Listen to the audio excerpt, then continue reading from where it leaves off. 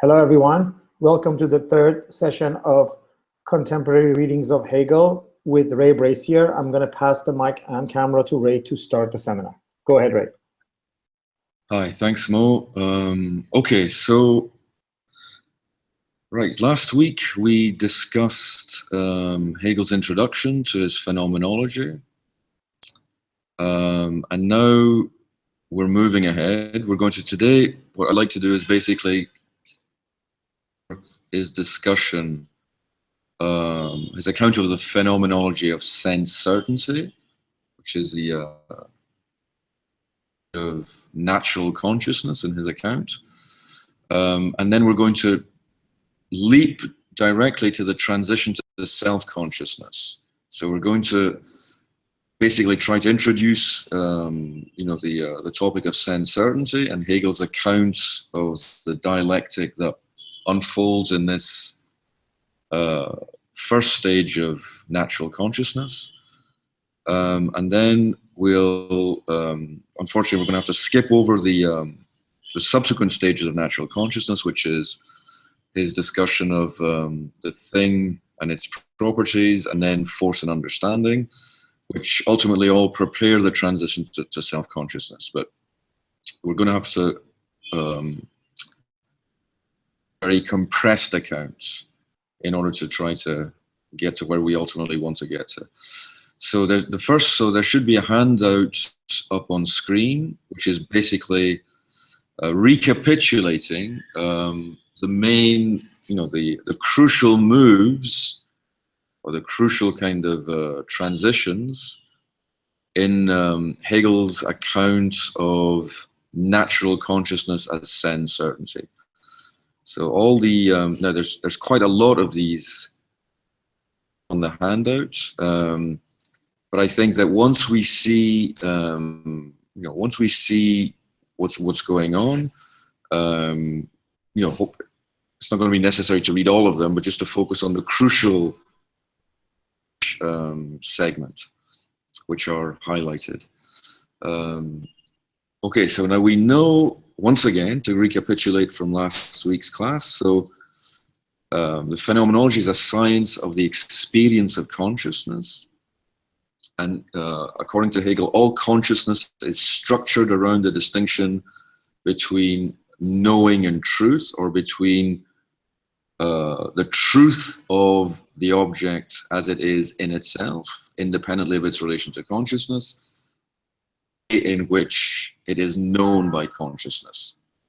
And Hegel says that the criterion of truth, the criterion which explains this distinction between reality and appearance, what the thing is in itself and what the thing is for us, is immanent to each of consciousness. So it's immanent to even the most kind of rudimentary form of what Hegel calls natural consciousness, which he also calls phenomenal knowing.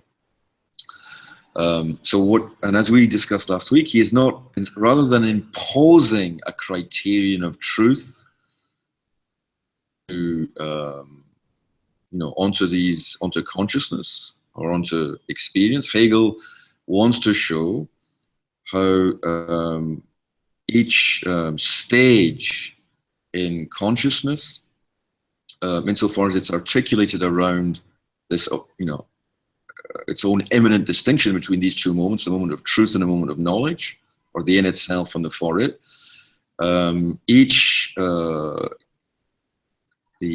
Consciousness discovers the inadequacy of its initial formulation of the difference, and supersedes its first kind of construal of this distinction, and in so doing generates a new object. So the movement is this is what we call the movement of phenomenological recursion, which was briefly described on last week's handout. And the movement of phenomenological recursion is the movement through which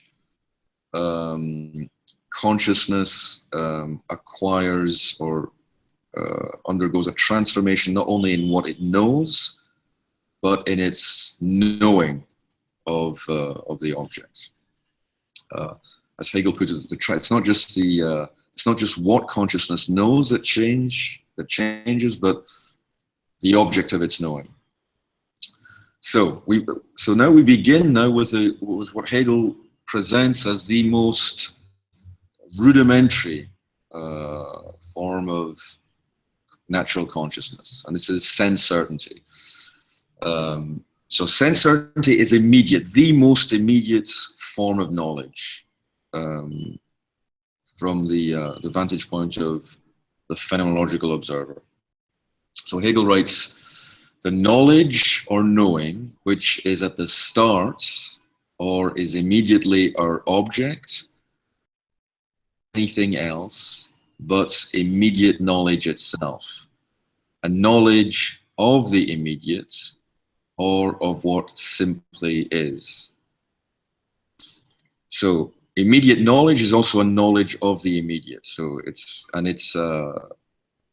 as Hegel will then explain, it's a consciousness in which there is there's no distinction between subject and object as yet, or strictly speaking. As he puts it in paragraph 91, which is I've highlighted the crucial sentence in bold. Consciousness, for its part, is in this certainty only as a pure I, or I am in it only as a pure this, and the object similarly only as a pure this. This particular I am certain of this particular thing. So initially, what we have is an experience of immediacy, an experience of the immediate consciousness of a particular thing. So both the consciousness and the thing of which it is conscious are characterized as thisnesses. So sheer particularities with no other determination as yet. However,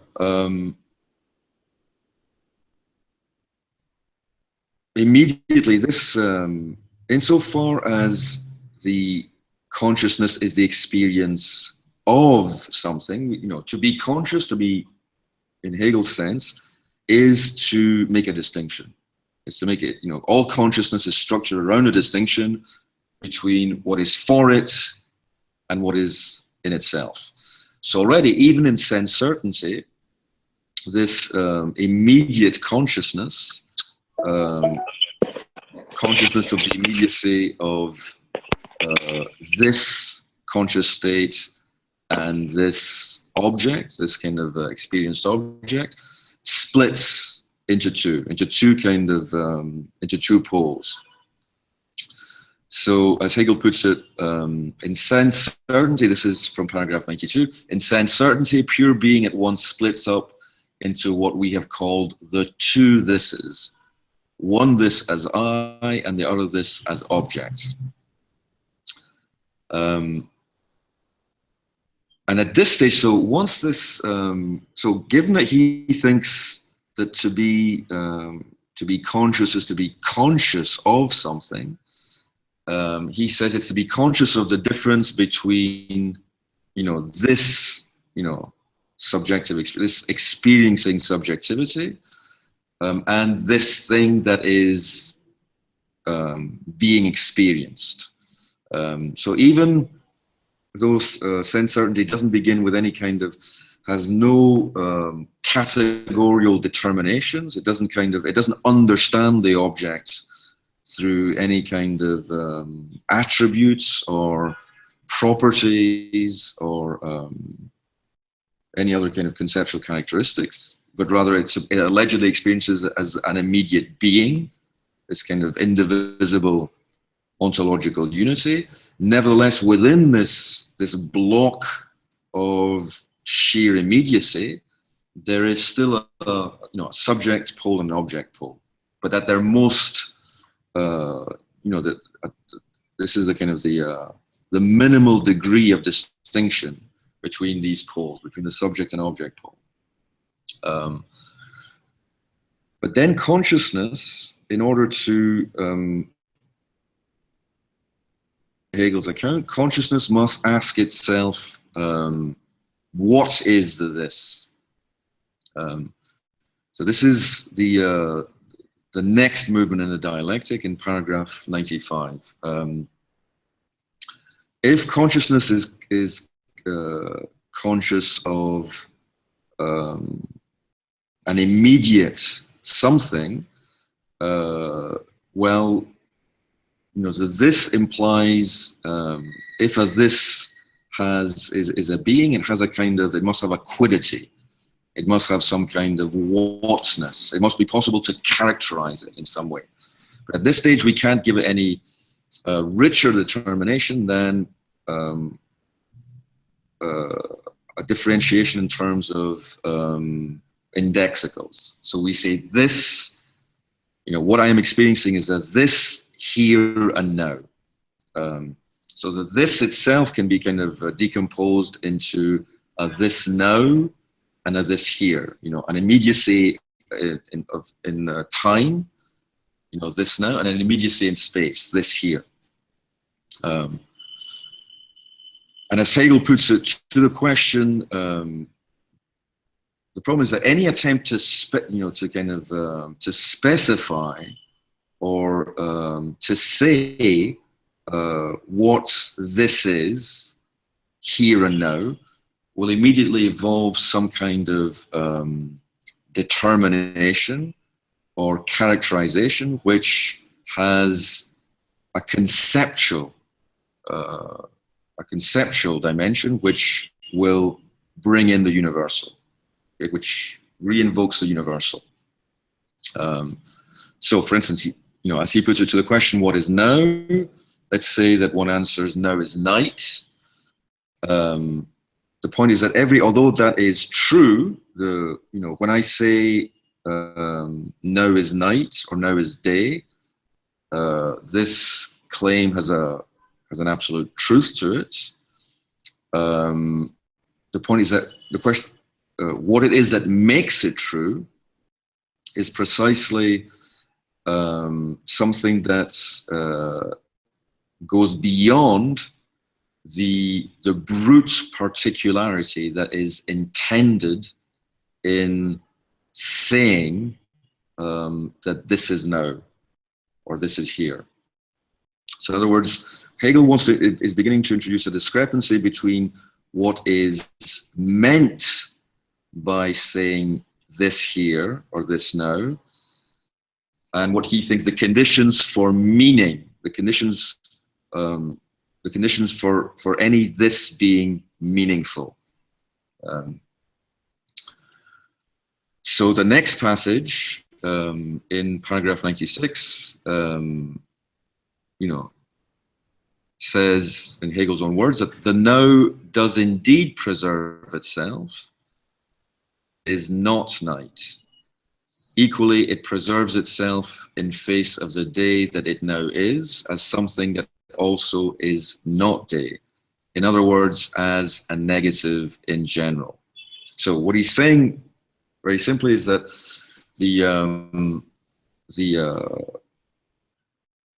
what allows thisness, indexicals such as this here and now, to successfully pick out a particularity is precisely the fact that they are universals.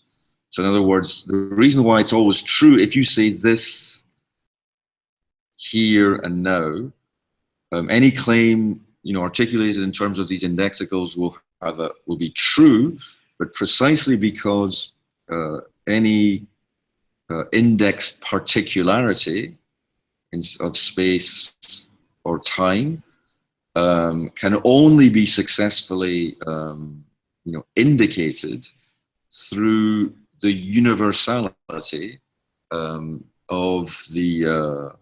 this indexical term. So what makes it possible to truly state something using this here and now is precisely that this here and now are in fact universals, which and for Hegel that means that they are constituted by negation. As he puts it, the now is a negative in general. And in fact, negativity is a hallmark of universality for Hegel. And in fact, what he will say is that the relationship, the distinction between the universal and the particular is itself nothing but the negation that is constitutive of the universal, such that an abstract universal always involves extracting the particular from its necessary relationship to universal, or vice versa, and to grasp the the intrication or the interdependence of universal and particular, says Hegel, to grasp the concrete universal. The concrete universal is the universal constituted by, which in a way can stand in exception to the abstract universal, and the concrete particular is also the particular that is not a merely abstract particular juxtaposed to the universal, but the particular that is constituted by a default in the universal. So as he writes, in the same, this is the paragraph 96, again, the second bold passage, a simple thing of this kind, which is through negation, which is neither this nor that, and not this, and is with equal indifference this as well as that, such a thing we call a universal. So it is, in fact, the universal is the true content of sense certainty. So, okay. Clearly, so the first stage of Hegel's analysis is to show that universality is already at work everywhere, even at the most kind of allegedly fundamental stratum of conscious experience. There is, the universal is at work. And it's at work because insofar as we are conscious of something, and where this, once again, for Hegel, he means insofar as intentionality is operative, insofar as we succeed in being aware of something, some way, somehow, then universality is, implied in this consciousness. Although this universality is not yet, as he will say, for itself. So the next stage in this dialectic begins with paragraph 97, where he brings in the role played by meaning and language in this experience of sense certainty. So what Hegel is saying is that insofar as human beings, insofar as what he's discussing is consciousness, and consciousness is a cognitive consciousness, it's knowing, it's being conscious of something and knowing that something is the case, saying that the ability to have a conscious experience in this sense will require, is in a way sedimented in the structure of language. So here we have he's going to say that what we mean when we say that something is here and now, or what we mean when we say that this is happening, to me here and now, is something that is articulated through language, which has conceptual content. So the fact that we don't, as he puts it, envisage the universal, the universal this, the universal as a this or being, doesn't avoid us uttering the universal. So in other words, in order to know about what it is that we are experiencing, we have to say something. We have to be able to say what it is that we're experiencing.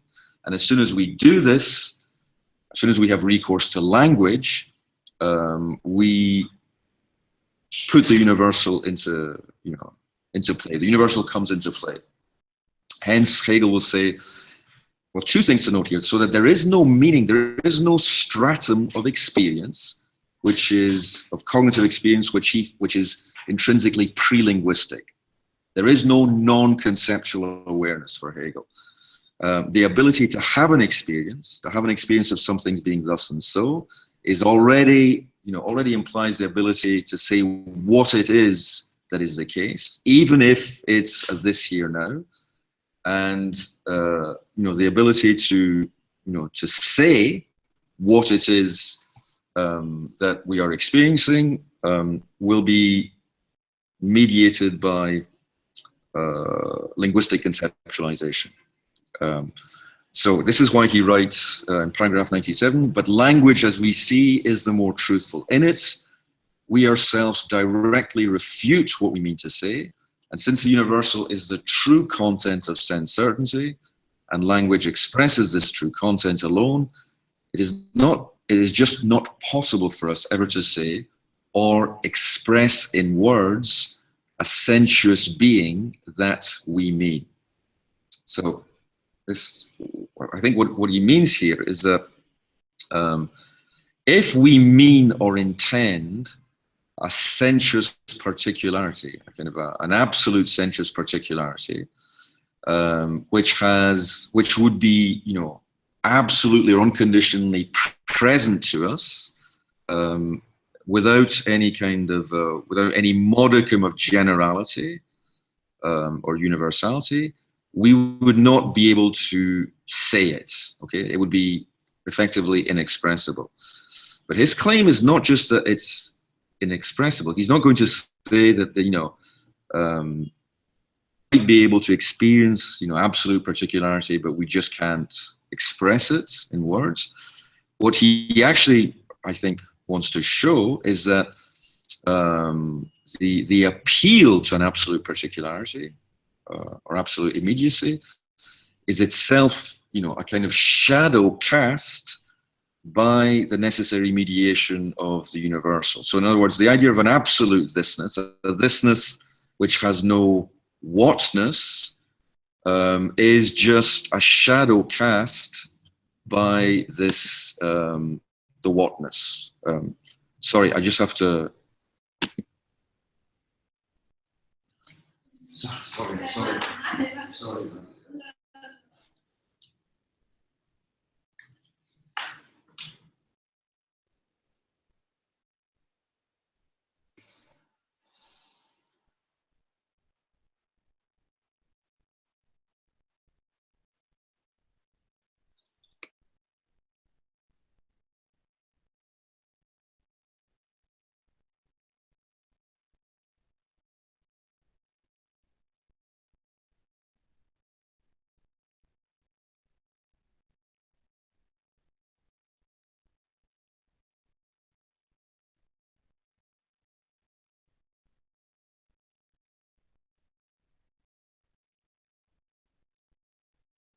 Hello? I can hear you. Yep, hello. Can you hear me again? Yes, we can hear you, sir. Okay. You just have to turn your camera on. Oh, sorry, yes, okay. Right, sorry, I'll continue. So yes, the claim is that, what he's going to say is that the idea, which is still, prevalent in much contemporary philosophy, that there is such a thing as absolute experience of particularity or the non-conceptual,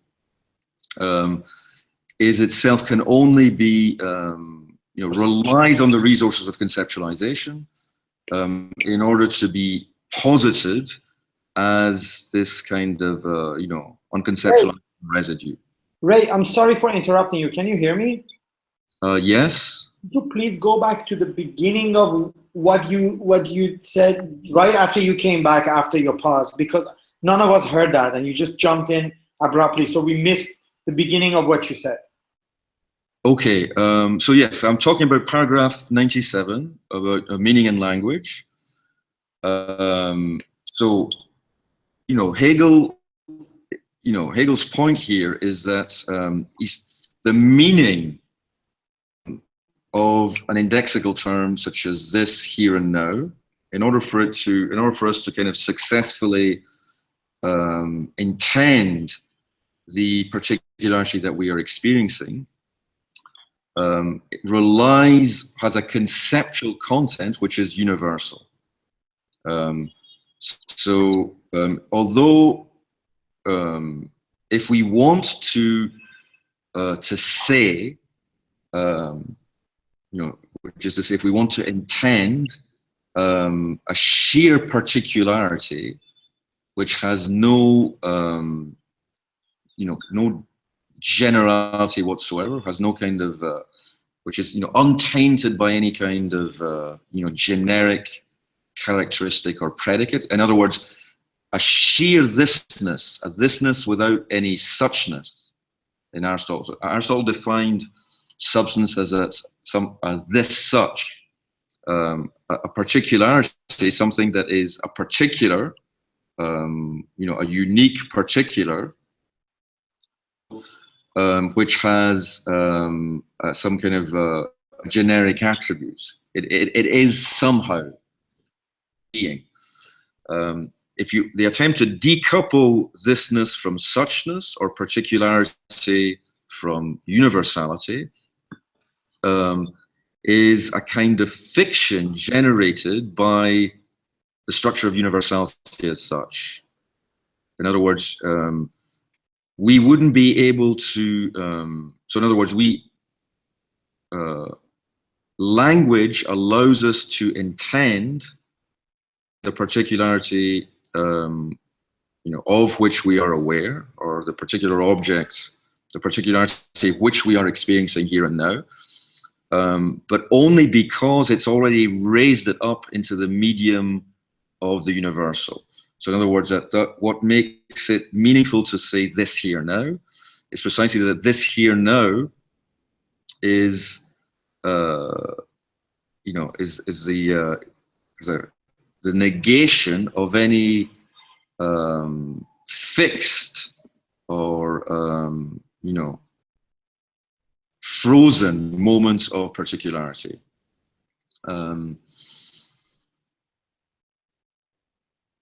Is that I realize I've been repeating myself for a few minutes now, but is that okay? Is that relatively clear? Yes, very much. Okay. So this is why he says language is the more truthful. Language has more truth in it than what we believe about our experience. He's saying that language as the medium of the universal is more truthful about what it is that we are experiencing than what we believe or what we think we know about our experience. And he's saying that what is, the truth of our experience is precisely what is expressible in language. And the idea that there is, this pre-linguistic stratum of experience of sheer particularity, is itself a kind of, it's what seems to us, which our own experience appears to us, but it's not the truth of it.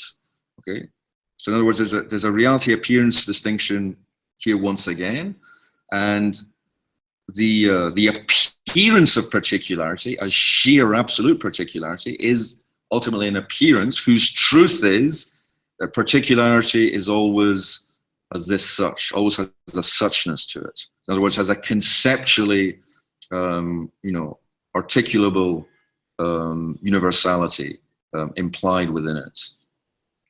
Okay, so now we move on to the next stage, the first stage of mediated immediacy in section 99, where Hegel writes, so once we've gone through this initial stage, Hegel writes, pure being remains therefore as the essence of this sense certainty, since sense certainty has demonstrated in its own self that the truth of its object is the universal. But this pure being is not an immediacy, but something to which negation and mediation are essential. Consequently, it is not what we mean by being, but is being defined as an abstraction or as the pure universal. Meaning for which the true content of sense certainty is not the universal, is all that is left over in face of this empty or indifferent now and here. So our meaning, which is the true content of sense certainty, what we meant to say or what we intended, is not the universal, but now it's a residue. Okay, it's a residue which is decoupled from the truth of the thisness, the thisness which is experienced in sense certainty. Now, just actually, before I move on, one thing I think that is important to bear in mind in this whole account is that, or think about the philosophical stakes here, is that what Hegel is also talking about is this is a kind of a revisitation of again the relationship between the universal and the particular, but also of the distinction between, let's say, sensibility and understanding, the Kantian distinction between sensibility and Hegel. Now, when Hegel talks about the negativity, which he thinks is contained within any indexical, such as this here now. So if you say when you point to a this, okay, that this can be decomposed into a spatial and a temporal component.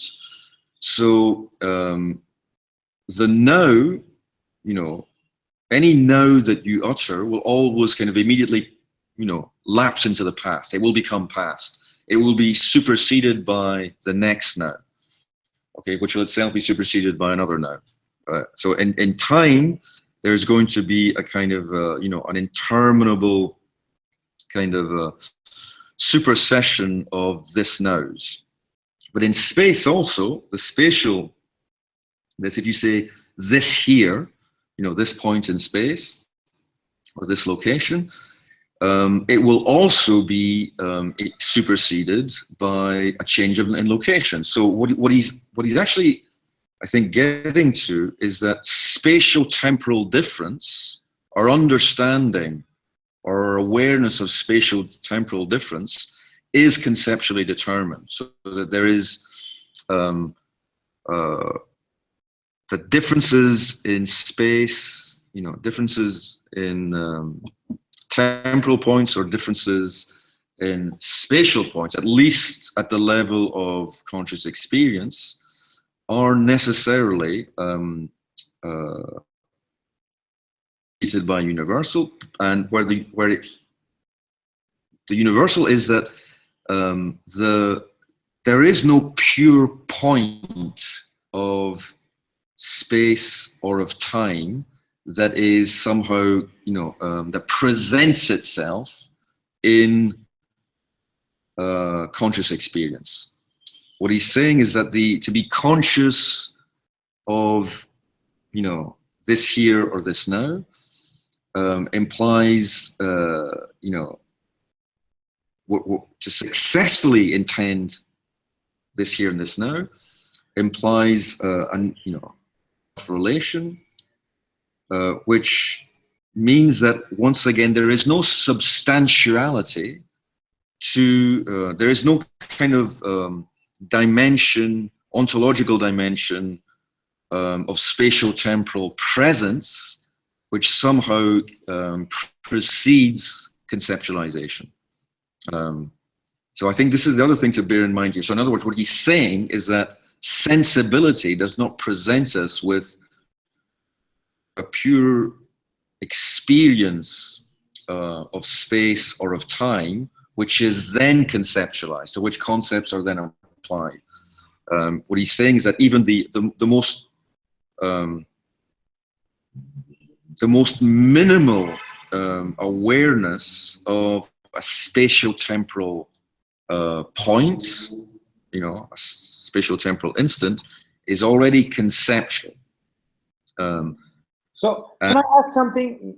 Yes. Somehow this insight from a couple of centuries ago goes really well with Metzinger's ideas of how we conceive the world. So that's just like really fascinating that scientists can actually like kind of like prove that in a way, right? Well, yes, but I mean, this much, I mean, what Hegel is doing here is, you know, there's a kind of a critique of Kant, or it's not a rejection of Kant, once again, it's a radicalization of Kant's claim about, you know, the role played by conceptualization, even at the level of sheer intuition. So the claim that there is a, you know, that intuition is already conceptual. And, you know, for Kant, you know, what is intuited is the spatial temporal manifold, you know, the manifold of sense, which allegedly presents itself consciousness. But just as, you know, Kant says, you know, that there is already kind of the understanding, you know, pure apperception is already at work to synthesize the manifold, the spatial temporal manifold, you know, so that the apprehension of the sensible manifold is already conceptual. And Hegel, in a way, he's making a similar point, except he's getting rid of the, I mean, you know, remember the German word concept, Begriff and begreifen, to conceptualize, means to grasp. Grasping or of handling is already in a German word for concept. You know, so to conceptualize is in a way to kind of you know, to do something, and you know, to kind of, you know, well, I was going to use the word manipulate, but maybe that's not quite the right term to use here. But what the key claim is that there is no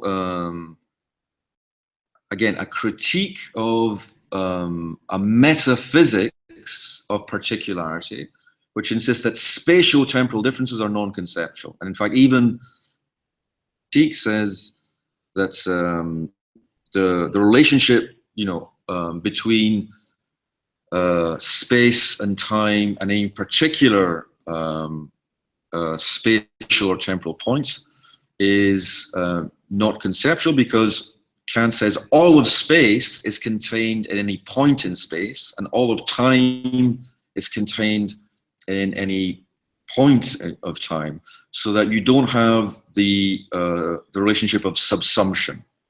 Okay, so concepts subsume their particular instances, whereas Kant says that sensibility is not conceptual, and space and time are not universals, because there's no you don't have subsumption there. You've got a kind of containment in which the whole is implicit in the parts, already implies the whole. And I think what Hegel is doing is that he's accepting this claim that there's you know, the claim that all of space or all of time is in any particular point of space or time, but he's saying that this is precisely a characteristic of the universal. So in other words, it's precisely because the universal is not a substance, or in other words, the universal has no kind of substantiality, and is not defined in terms of it's not defined in terms of self-identity, because it contains difference within itself, and in fact it is different from itself. And because the universal is the principle of differentiation, of auto-differentiation, that's why the universal is precisely what allows us to think, you know, spatial temporal difference as already conceptual for Hegel. And the universal for him being all self-relating negativity. So in a way, even the term universal is inadequate. It's not, you know, the term, it's a kind of the distinction, because it always implies, you know, contrast to the particular. But what he will, to think dialectically, or to kind of to achieve the properly dialectical understanding, is to to have a grasp of the concrete universal. And the concrete universal is something which is in which neither the universal nor the particular can be thought of as self-present, as already constituted identities, which are somehow kind of, brought into contact with one another. So that the universal is precisely so already here he's kind of prefiguring his later account. He's saying the universal is a not this. Okay? So like if you say, now, the universality of the now is to not be this now or that now. Similarly for the here. But it's precisely the not being this or that now that allows it to, that also lets it be this now and that now equally and indifferently. So I guess what Hegel is saying is that there is what he calls the kind of the concept. The concept is a kind of is a difference, but it's a self-relating difference. Contradiction, and contradiction will be the stuff of will be the essence of everything. Is the stuff of being. If I can put it that way.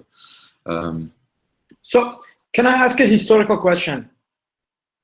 So if what Hegel is saying was already implied by Kant, and what Hegel did was just made it more radical and explicit, then what happens with later on when this lesson is forgotten and we're back to some kind of like, phenomenology that somehow forgets this? Well, there are historical reasons. I mean, one, Hegel. Okay, all the readings that we are considering all take Hegel to be advancing beyond Kant as opposed to regressing, before him, which is to say that Hegel is not engaging or rehabilitating dogmatic metaphysics, or kind of what Kant called dogmatic rationalism. Rationalists claim to be able to do. The dogmatic rationalist claims to be able to deduce the fundamental structure of reality through concepts alone. This is metaphysics as a priori knowledge of substance. Substance is what truly exists. And if you can know about the characteristics of substance a priori, which is to say independently of experience, then you're engaged in, you're a traditional metaphysician. So this is not, what Hegel is doing. All the people we're looking at, whether it's Brandom or Comey or Dolar or Zizek, they all reject, and Pippin, obviously, they all reject this kind of metaphysical reading. However, what happened was, well, Hegelianism fell into disrepute, and it fell into disrepute precisely because it was, when it was taken to be simply doing this and simply to be metaphysics once again.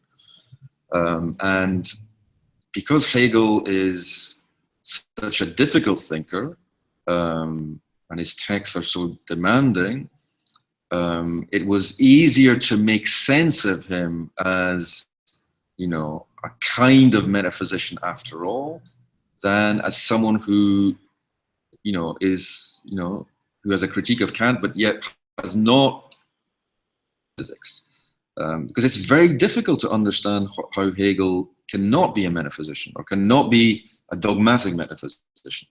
And to cut a long story short, I mean, developments in, well, I mean, there's a kind of contingency about this, about, Hegel's fall from favor. I mean, the split between left and right Hegelians. He was seen as an ideologue, again, he was denounced as a kind of reactionary ideologue on the one hand, or as a kind of fomenter of, of social sort of revolutionary subversion. So he was a polarizing figure. Made it, easier for him to be rejected. Subsequent developments in science in the the latter half of the 19th century led to a resurgence of Kantianism and really neo-Kantianism, dominant academic philosophy, not just in Germany but in Europe, as a direct consequence of the the collapse of Hegelianism. All the most interesting reactions to Hegel, if one thinks of Marx and Kierkegaard, I mean, these were men who kind of had no antagonistic relationship to the academy and to university discourse. So that's why Hegel kind of Hegelianism mutated into so-called British idealism, which is a kind of or was taken up also in America, but in a form which is where the absolute is understood as a kind of substance. So these are all the kind of and this is what the reaction against this, it was kind of Russell's rejection of Bradley, etc. Early analytic philosophy and a movement like phenomenology was also, I mean, Husserl, notoriously was, at least at the beginning of his career, had not read much of the history of philosophy, and I think he was, he was aware, his philosophical interlocutors were neo-Kantians on the one hand, who certainly didn't take, there's, all the indications are that they simply did not take Hegel seriously anymore, or figures like Frege, who also has little or no time for Hegel. So Hegel's insights were forgotten because in a way they were, well, you could say maybe the time was not right for them. Some of the things he was saying, I think, were so radical that their radicality exceeded the available conceptual resources. There was no the only way in which the most radical consequences could be played out was, politically, or in some kind of non-conceptual register. If one thinks of the way in which Kierkegaard constructs his existentialism, kind of as a critical dialogue with Hegel's philosophy. So he's not simply kind of, Hegel's not simply, I think it's the way to think of him is as radicalizing Kant or completing Kant, as opposed to kind of reiterating Kant's insights. And sorry, this is as far as Metzinger goes. So Metzinger, I think much of what Metzinger says is straightforwardly Kantian. And in fact, a lot of, I mean, those of you who have read Ian Grant's work will know that in the immediate aftermath of, the early days of, kind of the Kantian fallout, so German idealism dominated the scene, but there was also an alternative to German idealism, which was this kind of this resurgence of this kind of physiological reading of Kant, which developed into kind of, kind of scientific materialism later in the 19th century. The claim that the operations of, the faculties, as, laid out by Kant's philosophy, could be understood in a kind of a naturalistic register as simply kind of operations of, the mind-brain.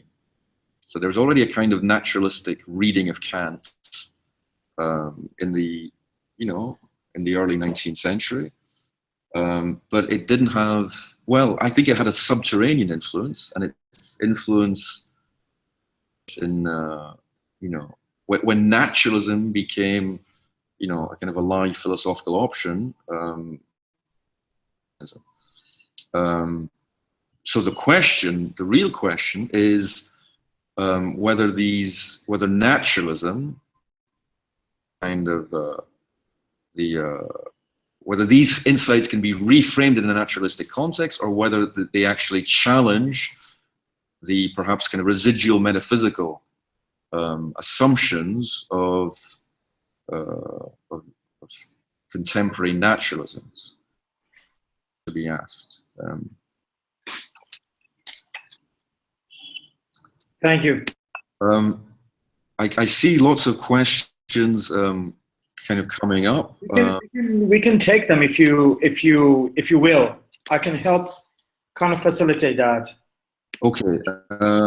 Let's go up and see what's going on with the question. I see the question. Maria. Question. I was hoping we could also touch on Pippin's reading, especially chapter 5, where he begins to describe the problem of skepticism, having a bit of difficulty understanding it, I think. I can hop in and say a little bit more too. Yes, go ahead.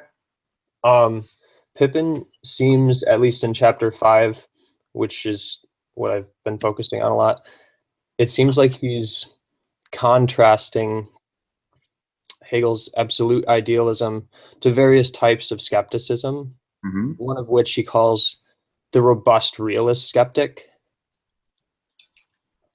And I can read a quote too, but it seems,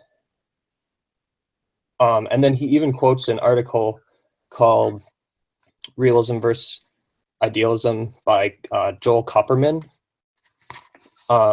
Peter, could you please turn your video on? Sure. Can you see me? Yes. So yeah, I guess I'm trying to grapple with the way that Pippin is understanding Hegel's idealism specifically, because it seems almost classical. In the sense that the universal requires the articulation through the subject. I'll read a couple quotes because that will help me more. Okay, so here's the first one. A philosopher who might be inclined to travel with Hegel away from realism, to accept the transcendental objections to empiricism, and to be sympathetic to Hegel's criticisms of Kant's transcendentalism, might indeed find Hegel's systematic pretensions to a self-developing notion to be the greatest barrier to any further travel. And this is right after Hegel calls, or Pippin says that Hegel believes Kant and Fichte to be skeptics. And it seems like the problem of skepticism has to do with the unknowability of noumenal world. There's a lot of quotes that make Pippin's reading of idealism seem really strange to me. Okay. No, go ahead. Yes. I can read just a couple more.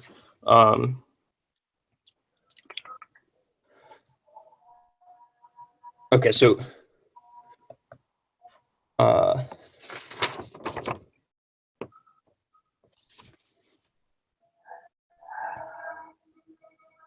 me pull it up right here. The robust realist skeptic is the strangest skeptic that Pippin keeps talking about, because it sounds so, you know, that's the easiest, I think, to sympathize with. One of the other quotes that he says is, the robust realist insists the world is as it is, independently of any activity of ours. Knowledge worthy of the name must be able to give some account of how we know which of the claims or beliefs we make about that nature are true ones. Hegel has set himself the task of rejecting such realist doubts while defending the objectivity of results, which what he calls spirit's experience of itself. Indeed, he thinks he can establish that such results, despite such skeptical suspicions, they constitute absolute knowledge. I'll post that in the sidebar too, just.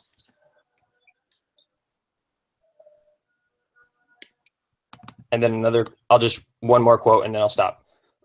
Nothing about the introduction's description of the inherent skepticism that results from the notion mediated or apperceptive nature of natural consciousness would make sense unless Hegel had rejected traditional ontology and the noetic intellectual intuition that was its epistemology.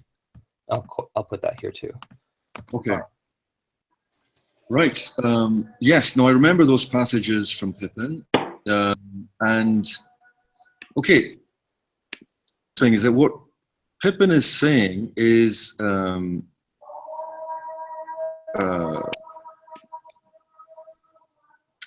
there's a kind of skepticism. Well, look, if you consider Descartes, okay, what is a Cartesian skeptic claim? Simply that it's possible for us to be systematically wrong about the way the world is. So in other words, that we could be, all of our beliefs about could be disconnected from the way the world is. There could be a kind of a wholesale disconnection between what exists and what we believe about what exists. Which now, this is based on a traditional metaphysical view, saying that, okay, well, first of all, the world has a kind of a determinate structure, which is, as it is, quite independently of our, of anything we do or think, of our, cognitive activity. Now, except that's already too much. That kind of modern or Cartesian skeptic is already saying too much, because first of all, it assumes that first of all, where does this concept of world come from?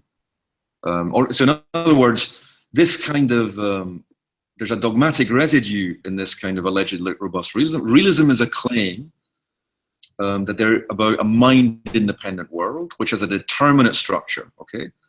And, it consists, the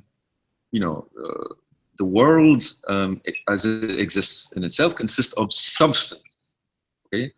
Substances which might be either one or many, okay? And the skeptic is saying,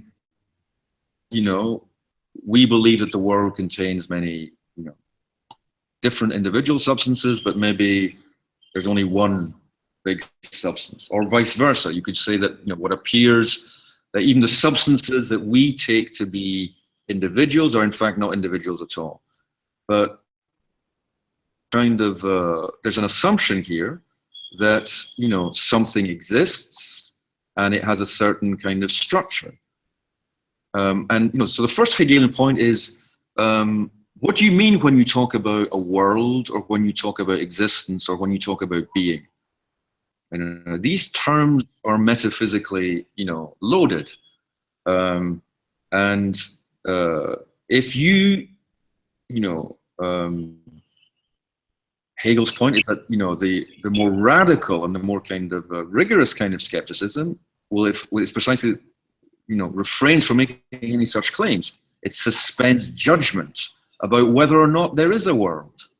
It simply says there are appearances, okay, there are phenomena which we experience, but since any judgment we make about, the substances, underlying those phenomena can be contradicted. Any claim we make about, the substrata, underlying appearances.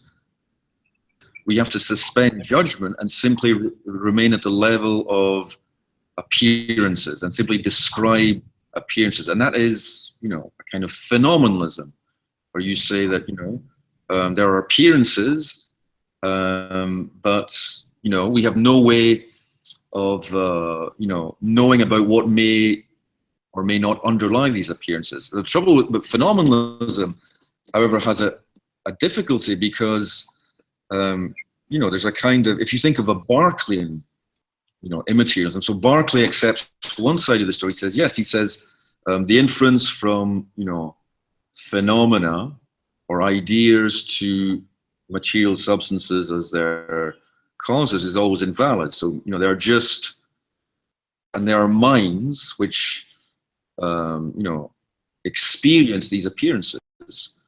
But then that's also, how do you know that appearances exist in and for minds? That's also a metaphysical claim, because minds are taken to be substances, psychic substances.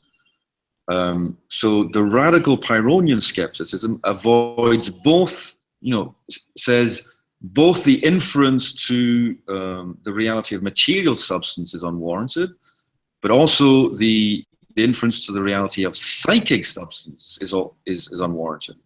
All there are appearances. But now things become very difficult, because the idea of so now you have a concept of appearance without anything that appears. It's not an appearance of anything.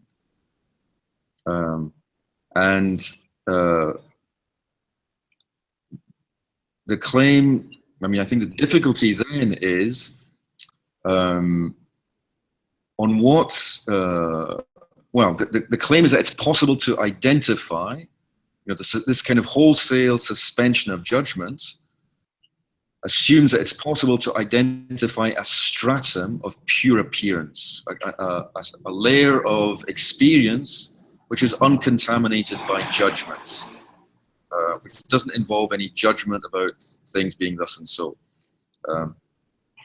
And Kant had already, I think, successfully undermined that version of skepticism, which reappears in Hume, by saying that this is based on an atomistic version of experience. It assumes that it's possible to decompose complex ideas into simple ones, and then show that there are no kind of necessary relations tying the parts to the wholes.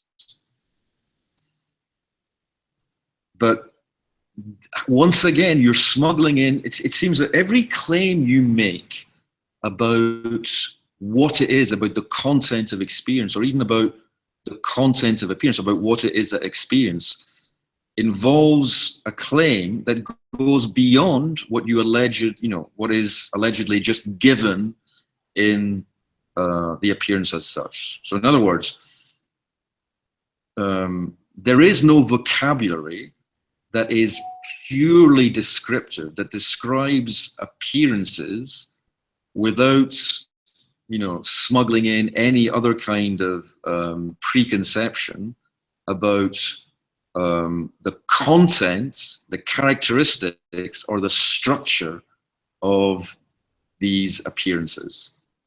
And this is, I think the Kantian claim, but it's like a claim that's then radicalized by Hegel. So in other words, the robust realist has to say, if he says that, doubt presupposes, you can only doubt something on the basis of certainty about something else. Doubt is a contrastive term. It's like there's only doubt if there's certainty. Okay, if there's no certainty, there's no doubt either, which is why the Pyrrhonian skepticism doesn't doubt. The suspension of epoche leads to simply an acceptance of everything as it is, without judgment. When you stop judging, you stop doubting. And that's the goal. That is the goal of skepticism, is to relieve yourself of the obligation to justify your beliefs about the world. And once you've succeeded in that operation, you're released from the anxiety of skepticism, because you stop trying to justify. You simply accept everything. You simply accept appearances as on their own terms, without judging, which is to say, without believing. Of course, this is the idea that there's such a thing that you can believe without believing to be true is also, I think, dubious for reasons that, you know, actually Plato had set out before. Because to believe something is to believe it to be true. Even no matter how wrong you may be about what you believe. Otherwise, if you believe something but don't believe it to be true, then you're not really, you know, it's not actually a belief that you're having. So this kind of Pyrrhonian skepticism, I think, faces, you know, can be challenged on its own terms. The idea of an absolute suspension of judgment is incoherent. The idea is that you can hold on to some kind of indubitable beliefs and then call all your other beliefs into doubt. Well, that's the classic. That's the move attempted by the Cartesian skeptic. Okay, but the Cartesian skeptic has to say, well, there's something I cannot doubt, and that's that I'm doubting. Okay, that I am a thinking thing. Okay, but that inference itself in Descartes, the inference from I'm thinking to there is a thing that thinks, which is identical with me, is completely a priori. It assumes a distinction between substance and attributes, which is not kind of legitimated in Descartes' own discourse. So I think that Hegel is challenging. He's challenging the metaphysical realism as a belief that what exists is substance. That substance is attributively characterized, and that substances are either one or many.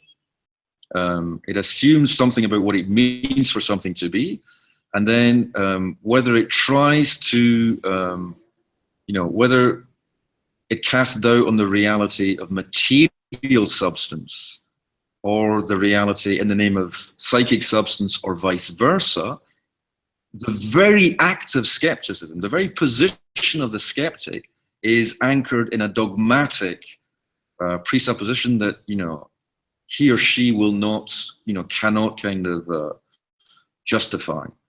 So the claim is that skepticism is ultimately incoherent. I think this is kind of, Hegel's,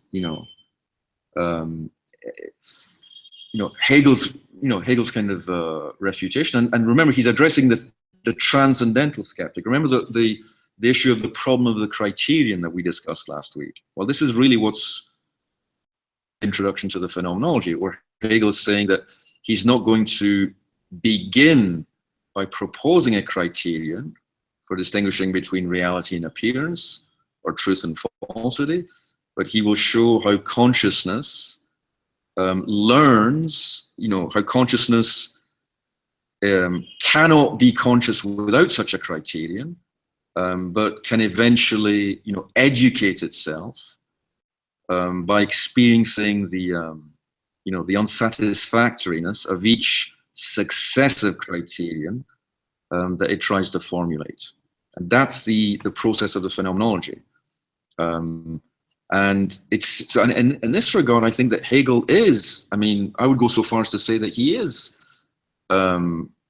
he has successfully vanquished skepticism. He shows that skepticism takes itself to be a kind of a radical kind of critical, interrogative attitude. But in fact, it's not at all, okay? It just says, it helps itself, it's dogmatic about something, that it disavows in order to kind of cast doubts upon these other things. So I think this is, so I do think that Hegel is important because he does, expose the incoherence of skepticism, of radical skepticism. And so the question to if someone doubts knowledge, okay, well, they have to know. So you have to say, well, what is it you know that allows you to cast doubts on these other things that we think we know? Okay, and invariably, and the point of Hegel's critique of sense certainty is to show that ultimately skeptics do believe in a kind of sense certainty. Okay, they believe that there is this layer of absolute immediacy where you can kind of just experience stuff, you can be conscious of stuff, but and this is this, and you can have kind of indubitable kind of knowledge, particular sensations or particular experiences. And Hegel wants to show that this is a fiction. Okay, this is just a kind of an illusion.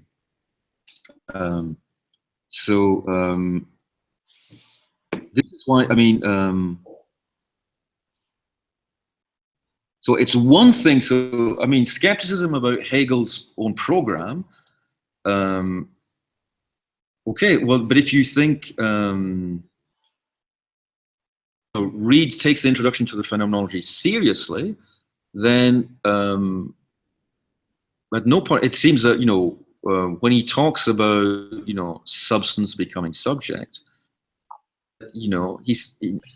everything he says in the preface and the introduction says that we are not yet in a position to say what substance is, okay, or what subjectivity is, unless we go through this laborious process of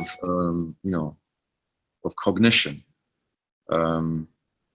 And it seems to me he's far more scrupulous in this regard, far more exacting in this regard than these self-proclaimed skeptics. And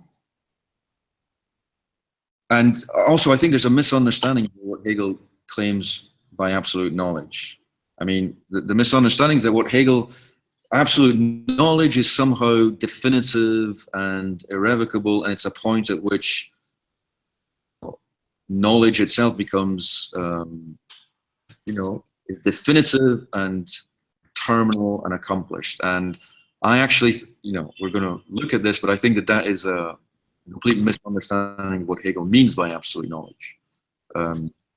What he means by it is something very peculiar, but it's not that at all. So anyway, so what I'm saying is that we have good, if we read Hegel, carefully and intelligently, we can rebut each of these charges laid against him by the skeptic. Okay, and I've yet to hear a skeptic give a plausible answer to these questions. When you ask them, what is it that you think you know, or what data are you invoking in order to kind of, when you say, when you cast doubt upon these other kind of claims. And not to say that kind of, local skepticism is always perfectly legitimate. And we should be skeptics. We should be local skeptics about particular sets of claims. But it's just global skepticism that is incoherent. And I think that, Hegel, kind of once again, I think consummates Kant's kind of initial refutation of global skepticism by refuting the transcendental skeptic, by showing how it's possible to, to articulate, to kind of, to overcome the, the distinctions between concepts and intuitions, reason and understanding, and sensibility, etc. So I think he even overcomes the transcendental skeptic, who says all that Kant has shown is that this is what experience must be like for creatures like us. It's species specific, but he hasn't shown that this is what this is what experience must be like for any cognizers, for any finite cognizers, which is Kant's claim. Kant is not describing his account of conditions of possibility for cognitive experience is not supposed to be species specific. It's specific to creatures with sensible intuition, Okay, and that's what he says. Creatures with sensible as opposed to intellectual intuition, where intellectual intuition is the hallmark of God and perhaps his angels. But any other kind of sapient life form with sensible intuition, no matter how radically different its forms of intuitions, even if they were creatures with kind of, that use sonar or electromagnetic radiation as a sensory medium, they would still, Kant's point is that they would still have to think in this way and have to know the world in this way. So Hegel is, I think, trying to kind of, ratify this already, tentative transcendental universalism and push it even further. Any kind of lingering doubts about the parochialism of Kantian critical philosophy. The next answered my question a lot, I think. The next question is, yes, this is indeed why he's a speculative philosopher. This is what speculation means. And again, the word speculation, one of the things that's really important to understand, it doesn't mean speculation in its contemporary parlance. I mean, it's a technical term for Hegel. It's both is used in contrast both to empiricism, dogmatism, and critical philosophy. Speculative thinking is a thinking in a way, well, it's structured around what Hegel calls a speculative proposition, where the speculative proposition is one in which the subjects and the predicates of the proposition exchange places.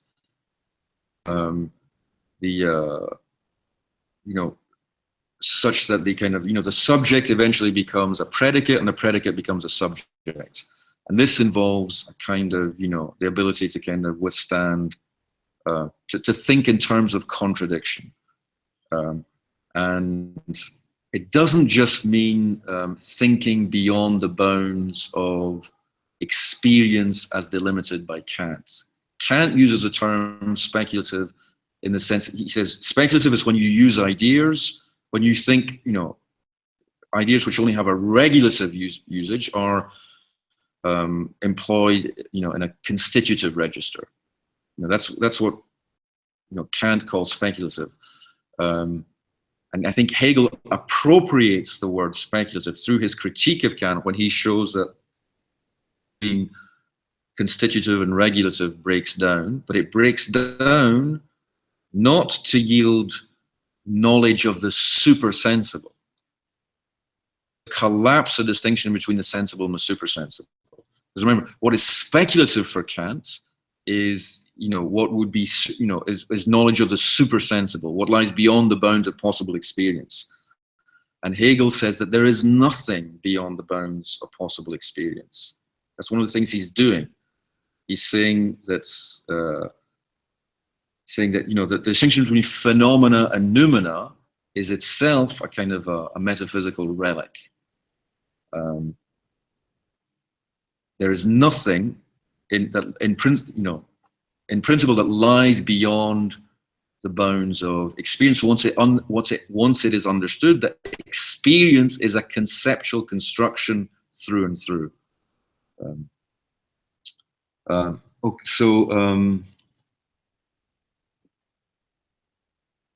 There's a remark about Moore's paradox here from Shoges West. If you guys who posed the question wants to join the conversation and describe it more, please do so. I lost the sidebar text because of disconnection, so I can't play a very good moderating role right now because I don't know what is the next question. But if any of you who posed the question on the sidebar wants, just unmute yourself and describe it, so we get a good recording of it too. Hi, yeah, this is Kevin.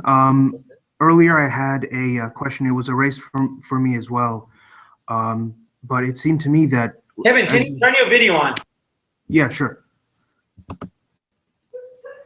So the question was, to me it seemed like, as you were describing it, the concrete universal was basically the notion. Am I right there, or is the notion more than just that? Yes, no, that is the notion, or the concept. What Hegel calls the concept is a concrete universal. Okay. So it's the notion of the concept, and that is the concrete universal. Yeah, well, notion and concept are equivalent terms. I think, as we mentioned last week, the older translations, Hegel's German word is Begriff, and the older translation, like Miller's translation, has notion, because he thought that English word concept was, not quite right. But Terry Pinkard, in his new translation of the Phenomenology and the Science of Logic, just has concept for Begriff. So notion and concept with a kind of, I guess, capital C, if you want. It's not right. Yeah. Yeah, but I thought last time we also said that there's a difference between the Kantian concept / notion and the Hegelian concept / notion. And correct me if I'm wrong, the concept with Kant is just basically a predicate upheld to an intuition. But then with Hegel, it's basically, and so that would be the concept, the Kantian concept. With Hegel, the notion would be basically knowledge of the speculative proposition. So it's not just an intuition with a predicate attached to it, it's that reversal in the speculative proposition. And so then the notion is just kind of like the speculative proposition. Am I right there? Yes. I mean, it acquires determination through the kind of, this, the unfolding of the successive unfolding of the dialectics through these speculative propositions. So this is why it's not, you can't say, there's one notion for Hegel that acquires successive determination, or acquires greater and greater determination. It is increasingly reflected into itself. So ultimately, what you have are, you begin abstractly, you have kind of these notional determinations, which then become, richer and richer and more concrete. And the fully realized concrete universal is the notion, the concept as the concept that is, all other concepts as well. In other words, the concept of the concept. Yes, it incorporates all these other other concepts as well. Okay, great, thank you. I think I had the next one. Sure. So I had I asked two questions, and I'm going to try to collapse them. One is more technical, but one was kind of interesting when you were talking about the history of Hegel's reception. So like you were talking about the pure this, right? That there's no pure this, no pure particular. It's a shadow of the universal, and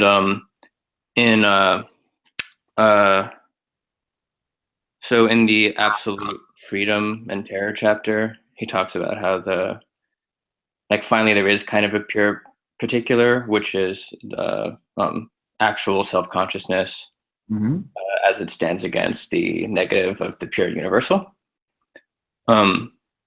which amounts to death. And but then Mo asked that question about the reception of Hegel in history, and you were talking about how at the time there wasn't a horizon of concepts that was wide enough to sort of like instantiate some of the most radical parts of what he means. And I was curious about like contemporary technology, like the internet and artificial intelligence and data mining and like genome analysis, and ways that you think that those things are what that those sort of technologies would allow for a wider sense of sort of Hegel's sort of eschatology of the absolute notion. Yeah, that's a very interesting question. I mean, Hegel, I think, I mean, you know, is Hegel a kind of a thinker of, you know, technological mediation? Well, lots of Hegelians, I say, would say emphatically yes, because, you know, the word mediation for Hegel is, you know, medium and mediation. You know, Hegel, as the thinker of mediation, is the thinker of media and technological media. And I think he, in fact, precisely because of what Hegel says about the sociality of human, you know, sociality of movement, kind of the sociality of human cognitive experience, then you know, I think that the idea that more and more that now the conceptual mediation is unfolds in and through, you know, obviously these kind of new digital, these new kind of technological media, and these are new registers of mediation. These are new registers of mediation, and the question is whether there is a logic, a new logic of mediation secreted by these new media. I mean, Hegel is sometimes kind of, you know, dismissed as a kind of still very, you know, anthropocentric or humanist philosopher in a kind of, in a, you know, metaphysical sense, in a bad pejorative metaphysical sense. And, you know, although his relationship to humanism, I mean, he may well be a humanist, but it's what he means by humanism is something very, I think, complicated and interesting. And it certainly doesn't involve kind of, you know, kind of, it's not a kind of an sentimental or, you know, edifying notion of human human autonomy, let's say, or human kind of like human agency is something that has been definitively kind of achieved and realized. I think that agency is, for Hegel, is something, is a task, is something that has to be kind of struggled for in order to be kind of properly articulated, and it involves social and technical mediation. So my answer is my answer is very general, very vague, because, you know, it's not, it's an issue, you know, I haven't worked on this or read. I think there's a very small body of literature on Hegel and technology. But I think the key thing for Hegel is that instruments have, you know, can, as the kind of, they can acquire a relative autonomy, and they can function and, you know, exercise determining constraints upon human activity. So that the challenge is to understand the nature of those constraints, but also the nature of the new kinds of practical and cognitive possibilities opened up by these media, these new forms of media. There's nothing, when I was a student, you know, there's much, I mean, Deleuze, and particularly Deleuze and Guattari, were, you know, presented as thinkers who had successfully vanquished the latent, you know, the kind of the, you know, the anthropomorphism of, and the kind of, you know, the naive conception of technology that was allegedly at the heart of Hegelianism. And there was a claim that, you know, machinics, what you're having Deleuze and Guattari's transcendental materialism is a new thinking of the machine, which is somehow vastly superior to kind of to Hegelian dialectics. I think once again, I think that's I think the opposite is in fact the case. I think there's a case to be made for it. I think that Hegel has the resources to develop a theory of technological mediation, which is much more and challenging to metaphysical prejudice than many of the theories that are on offer today.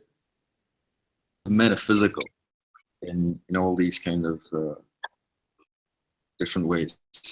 So yeah, I mean, like as like a last comment on it, it's like it seems like he's primarily conceiving of representation in terms of representation as a citizen at that high level of sort of abstract the terror, absolute freedom, and that just at the basic level, like individuals are represented in this very detailed way that he probably couldn't have conceived of in terms of our desires and our genes and all this, but that you can imagine re-inscribing that into this more metaphysical picture. Yes, and look, just I mean, look, Hegel is sometimes reduced to the classical liberal reading of Hegel is that for Hegel you've got the individual, the self-conscious individual as the kind of the agent, the cognitive and political agent, where you have this idea of like the autonomy of the human individual is this kind of benchmark for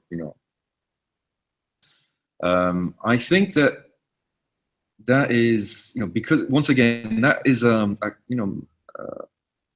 lot of Hegel's account here. Well, the really interesting question is to try to separate out how much of the particular characterizations that Hegel comes up with were like a response to his own time, are determined by his own historical circumstance, and the extent to which, in a way, the kind of the I guess using this term, and I was going to use the word plasticity, but not quite in the sense in which Catherine Malibu uses this term, but the plasticity of dialectics can be reinscribed in different socio-historical contexts. So yes, I mean it's always easy to find in Hegel things that sound fairly kind of absurdly kind of antiquated or kind of parochial now, but I think the core of his thinking is incredibly kind of still very powerful and can be activated in a kind of contemporary context. And I don't think he was I don't think he's committed to the accounts of individuality, or that particular understanding of individuality, citizenship, etc., that he does discuss in his political philosophy. So yeah, I mean, Catherine Malibu wrote, her whole book is about that Hegel is a thinker of there's an account of plasticity in Hegel, which is very kind of consonant with claims about the plasticity of human kind of neurological functioning, and the plasticity of the social because of its kind of technological mediation. But I think the word plasticity here is not needs to be used more carefully, more I think the logic of plasticity, understanding the logic of plasticity in this sense would be necessary in order to come up with a really proper articulation, to find out what he has to contribute to thinking technological mediation. But I want to insist, because he insists on mediation, he's, you know, and mediation can take an infinite variety of forms. And that's what he's interested in, I think. And I think his work has the resources to, encompass contemporary developments in media. Cool. Yeah, I'm convinced. Thank you. Okay, the next question is it Theodore? Well, there's a question from Kevin. I was just about to mention how this whole thing on skepticism reminded me of Wittgenstein's uncertainty. He starts that off bashing Moore for refuting skepticism by saying, "Here's a hand." Yes, I mean Wittgenstein's very Hegelian in this bit, and in fact, there is a small body of literature comparing Wittgenstein to Hegel, although obviously Wittgenstein has an allergy to theory and to conceptualization, which Hegel doesn't share. So in a way, one way Wittgenstein recodes Hegelian insights in a kind of a postmodern skeptical register, in a kind of in the context of a culture which is far less sanguine about our conceptual and cognitive capacities. So it's a kind of a fragmentation of Hegel. But again, this claim that Hegel has been refuted by history, or that it's impossible to share Hegel's confidence in the concept or the powers of the concept because of history, is one of the things that I think we're going to look at very closely. For instance, when we look at the criticisms of Hegel made by Adorno. And then there's a question. Maria had a question too, right?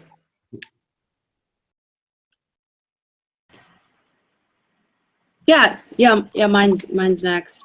It's just basically, I guess, a basic question about if sense certainty is bound by the notion and knowledge, and which is like this dialectical movement.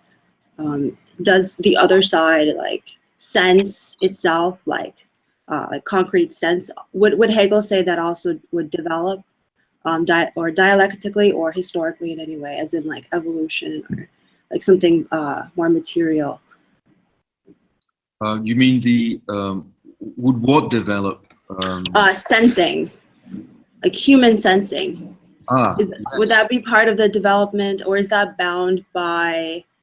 strictly bound by the concept? And if is the concept is there any in Hegel's philosophy any sense of sensing that is like passive without pointing or having like a visness? Oh, I see. Yeah. That's a very interesting question. Not to my knowledge, I think. As far as I know, precisely because he insists, he wants to, his critique of Kant is to, Kant is the one who insists on the passivity as opposed to the activity of, conception. And, Hegel wants to say that, our sensation is not passive.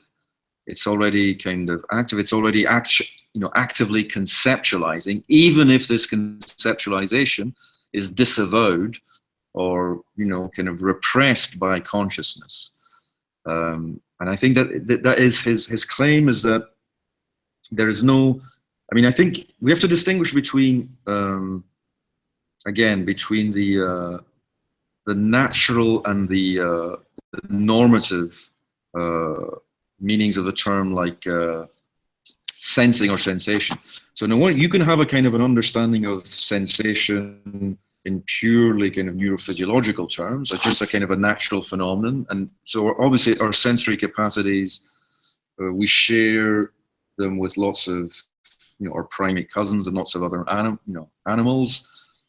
So there's much about the functioning of our sense organs that can be, scientifically described and explained. But then Hegel wants to say that when the role played by sensation in knowledge is something, kind of has to be kind of characterized in a different dimension, which is not, he's not saying it's kind of,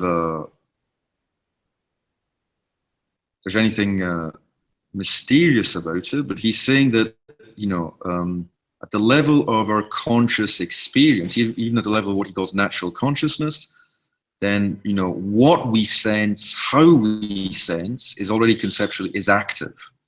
And that's, it has developed, but the evolution is cultural and not biological.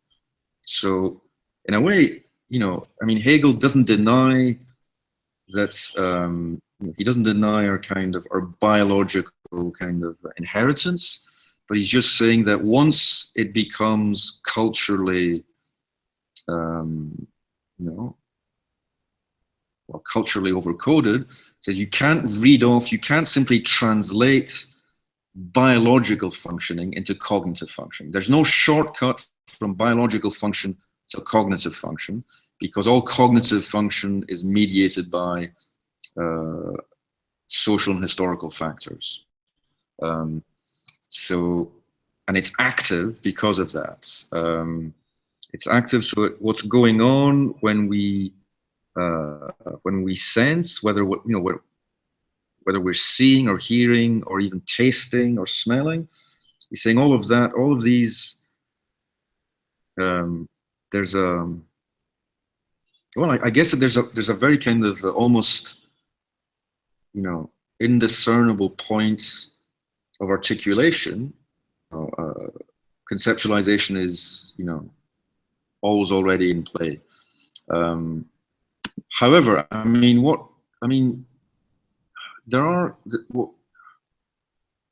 there's stuff in contemporary cognitive science which describes sensation, kind of the machinery of sensation, where there is a lot already, clearly there's a lot that's being determined by beneath the threshold of sensory consciousness in Hegel's sense. And I think he's perfectly, he would have absolutely no problem with that. He would say, and in fact, the more we know about that, the more it will enrich our ability to understand, the different factors that come into play in our sensory experience. But there is evolution. There's an evolution of sensation, but it's going to be cultural, not biological. Although the cultural evolution is, in a way, kind of has the biological evolution as a kind of basic platform for the development. So it's not that you can disregard the biological platform, but understanding the workings of the biological platform is not sufficient to understanding the workings of the kind of the socio-cultural platform, I think, for him.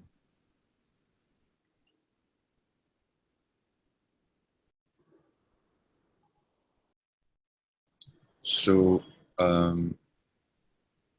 sensing is dialectical in the latter dimension, but not in the former. There's nothing dialectical about biology for Hegel. And a good Hegelian would insist that, I think we'd be very careful about,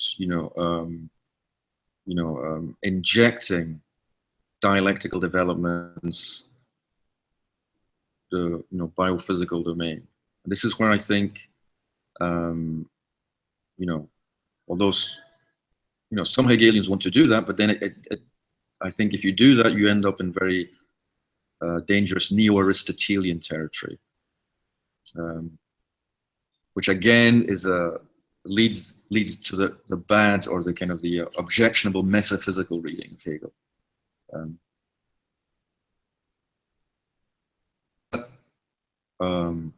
Was that answered? Yeah, that it's a very fascinating area to explore. I think if you know any names or like authors or thinkers that work in that direction besides Aristotle. Well, actually, Robert Brandom mentioned. Okay. There's a very I haven't got the reference here, but I'll look at the reference up. But there's an Italian primatologist who's been working, who was at Pittsburgh, and he was doing work at Pittsburgh as a visiting professor, and apparently he and Brandom talked a lot, and Brandom convinced him of the relevance of Hegel for some of his own research. And let me see if I can find the reference. I may not be able to find it right now, but he's quite a well-known. Is it Thomas? I think his name is. It would be great if you can type it to the sidebar so we can save it in the classroom. Yes, if I find it. I'm not going to be able to find it now, but I'll find it and then try and type it or email it. No, thank you. Okay, and then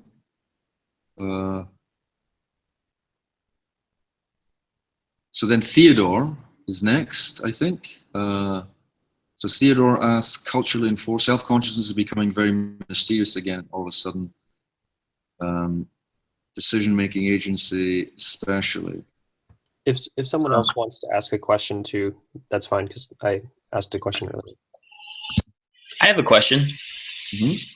Can we take 5 minutes break, or I can't remember if we were taking breaks before or not. We sometimes took break when Ray had to go do something, but okay. You can definitely take 5-minute break. I mean, it's a heavy-duty class, and it's just very rational to ask for 5 minutes. Coffee. Sure. It's for what? I see more coffee. That's absolutely reasonable. Yeah. Okay. So 5-minute break, but the video will roll. It's going to be 5-minute break. Okay. I entertain. How about I entertain? All right. I was just going to say I'm starting a thread in the classroom on Pippen's reading. And then hopefully if people are interested in that, they can respond to stuff. I'm especially interested in the what Pippen means specifically by idealism, I guess.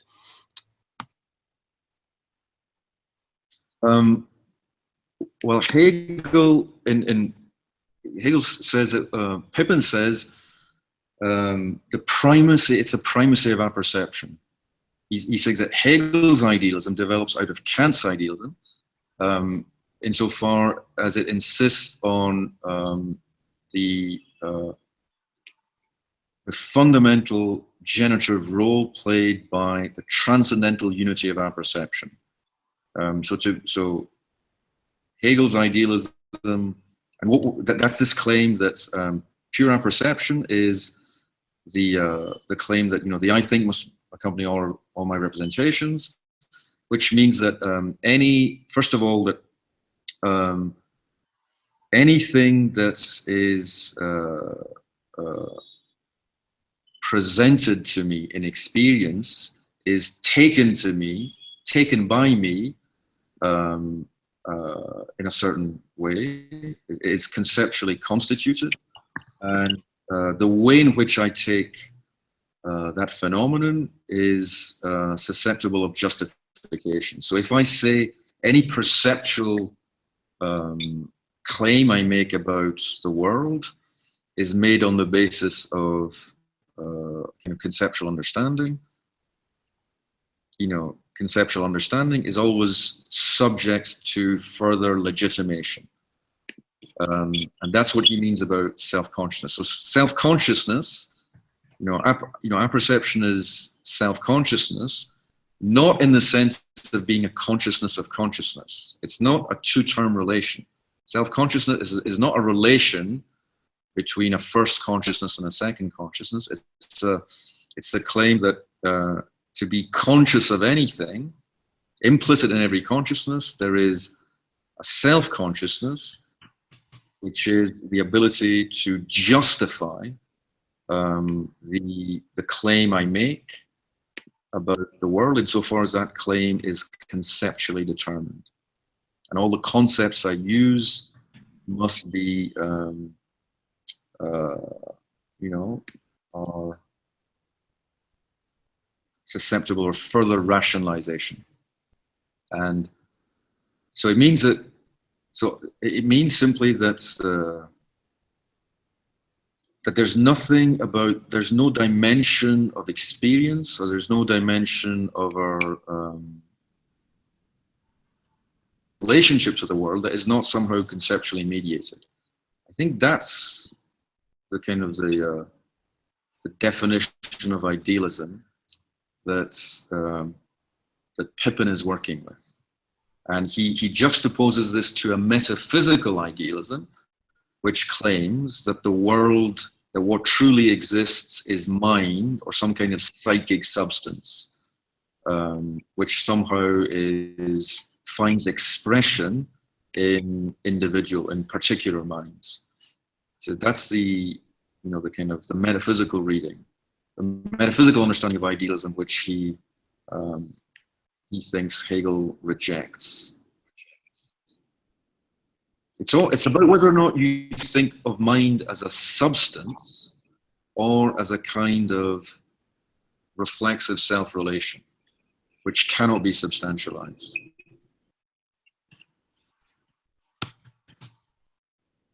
I think your last comment may have answered that question for me then.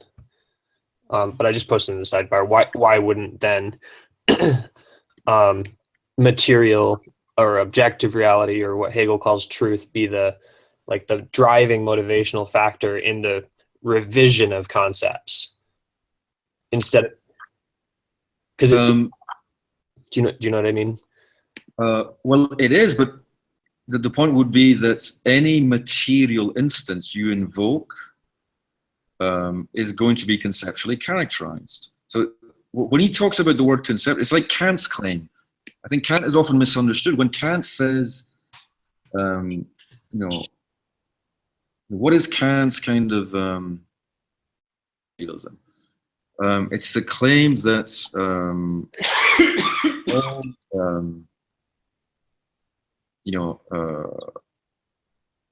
sensations must be conceptually synthesized in order to yield objects of experience. And those objects can be material objects, or they can be experiential objects, or whatever. But the claim is not that the world is made of ideas. It's not that the claim is not that experience consists of concepts. The claim is that concepts condition experience, and concepts. I mean, I think it's very important. Desubstantializing concepts. He's de-reifying the concept by reducing it to a function. And if one, in other words, it's the difference between Kant and Descartes.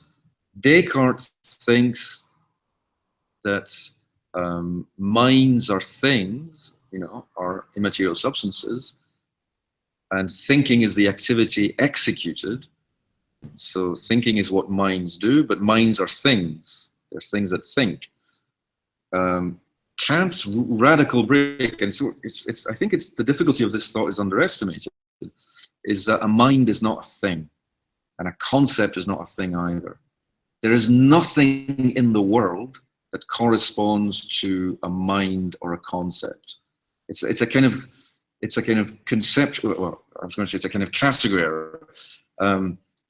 For Kant to be the term mind has to be kind of completely dissociated from substance and turned into an activity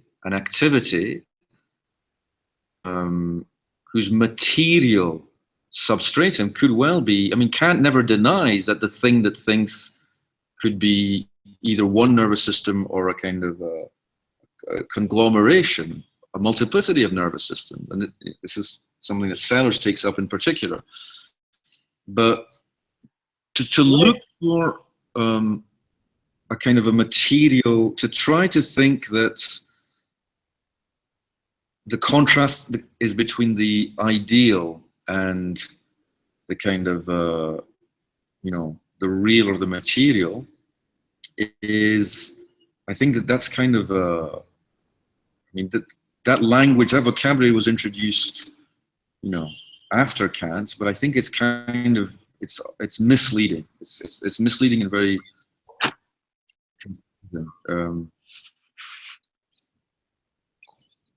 there's another. There's like on this topic, he sometimes talks about, he uses the word willing, and that he characterizes the absolute idea or concept as knowing and willing, and how does will, like the term will, relate to the topic that you're talking about right now? You know, as something that's in a way neither concept nor. He gives a definition of will in the Critique of Practical Reason, and if memory serves, I think he says that the will is that faculty for, I think, for, does he say, I think it's for realizing intention. Yeah, I meant for Hegel, but for Hegel,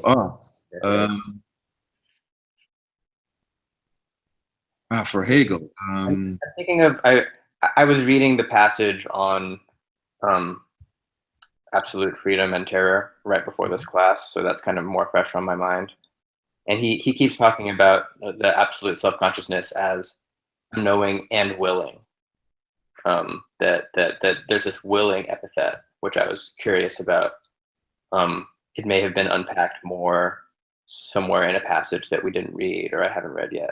But well, first of all, he begins by saying, when self-consciousness emerges, self-consciousness is desiring, and self-consciousness is desiring. You know, it desires a living thing, and then it desires recognition. This kind of its desire for a living thing gets converted into the desire for recognition, for mutual recognition by another self-consciousness. So, willing. I don't think he uses, you know, I don't think he gives a kind of a precise definition of willing, but I think all he means by that is that it's the will is the capacity to effectuate one's desire. I think that would be, you know, a very straightforward kind of definition, but I think that one that Hegel would accept. In other words, so it's no longer, so the willing is not, it's not a psychological faculty anymore. It's willing is something that a self-consciousness does, but it's not to be explained in terms of a part, okay? Because self-consciousness is not a psychological you know, category, and what self-consciousness does is not psychological. So, you know, all of these terms, like, you know, desiring and willing, that or thinking or hoping, all these terms that Hegel uses, he's not using them in a psychological register. Now, you may say, well, then why would they still be legitimate? I think because he thinks that this is part of the vocabulary that self-consciousness uses to understand itself, or in terms of which it comprehends itself, is a kind of, well, it's a normative vocabulary. So that means that it can't be cashed out empirically. It makes the same point when he says to characterize someone as thinking or knowing is not to give an empirical description of them. It's to, you know, place them in a space of reasons, of putting them in a position where they are responsible for the claims they make and are capable of justifying anything they say or do. And will is a kind of, in that sense, is a modification of thinking. To will is to desire the realization of an intention, and in that sense, one can, Hegel will say that we are not necessarily aware of what we want. We discover what we want after the fact. And by the same token, I think he's going to say that we are not necessarily, we don't already know in advance. We can also be mistaken about what it is that we're actually engaged in willing. And we may only discover what we had willed after the fact. Interesting. I was almost tempted to read the passage I'm referring to in something kind of close to like Schopenhauer's conception of will as something that's prior to the concept. That in a way it's like both conceptual determination and immediacy of sensible determination are sort of follow in a posterior way from sort of that the absolute notion is in a way an absolute will. No, I think that he definitely he never uses the language of will when he's talking about, the absolute or the notion. So he thinks it's self-consciousness wills, but the self-consciousness, that the willing is itself conceptually mediated through and through. So in other words, there's nothing about, desire is conceptual, will is conceptual, belief, even, sensation is conceptual through and through. So ultimately, remember when he says that self-conscious, consciousness is its own notion, what he's saying that to be conscious is to have a kind of conceptual self-relation. So that there's nothing natural about anything that self-consciousness does. And there's nothing, and will in particular would not be some kind of non-conceptual or pre-conceptual drive. Although as we'll see, with these psychoanalytic readings of Hegel, these Lacanian readings of Hegel, it is possible to, Hegel is not making a claim about the transparency of self-consciousness. Hegel is not saying that self-consciousness is kind of self-transparent and therefore always fully aware of what it's doing. That's not what he believes. So that there's room for the unconscious. And in fact, lots of what self-consciousness does can be understood in an unconscious register, where what it is you really will or really intend is precisely what you may be kind of unwilling or repressing or kind of foreclosing at a specific moment.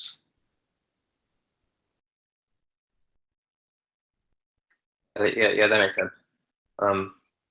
I just typed out one of the passages I was thinking of, but we could also move on to someone else's. I don't mean to hog the bandwidth here. You're not, but whatever you do, please turn your camera on. Oh, okay. Well, that was a very helpful question, actually, and so I'm just trying to find the next question. Okay, so then Theodore has 2 remarks about asking for clarification about whether we're talking about Kant or Hegel. I think we're talking about Hegel, the will in Hegel here, I think. And then I think Maria's question is next. She says, is will analogous to intention?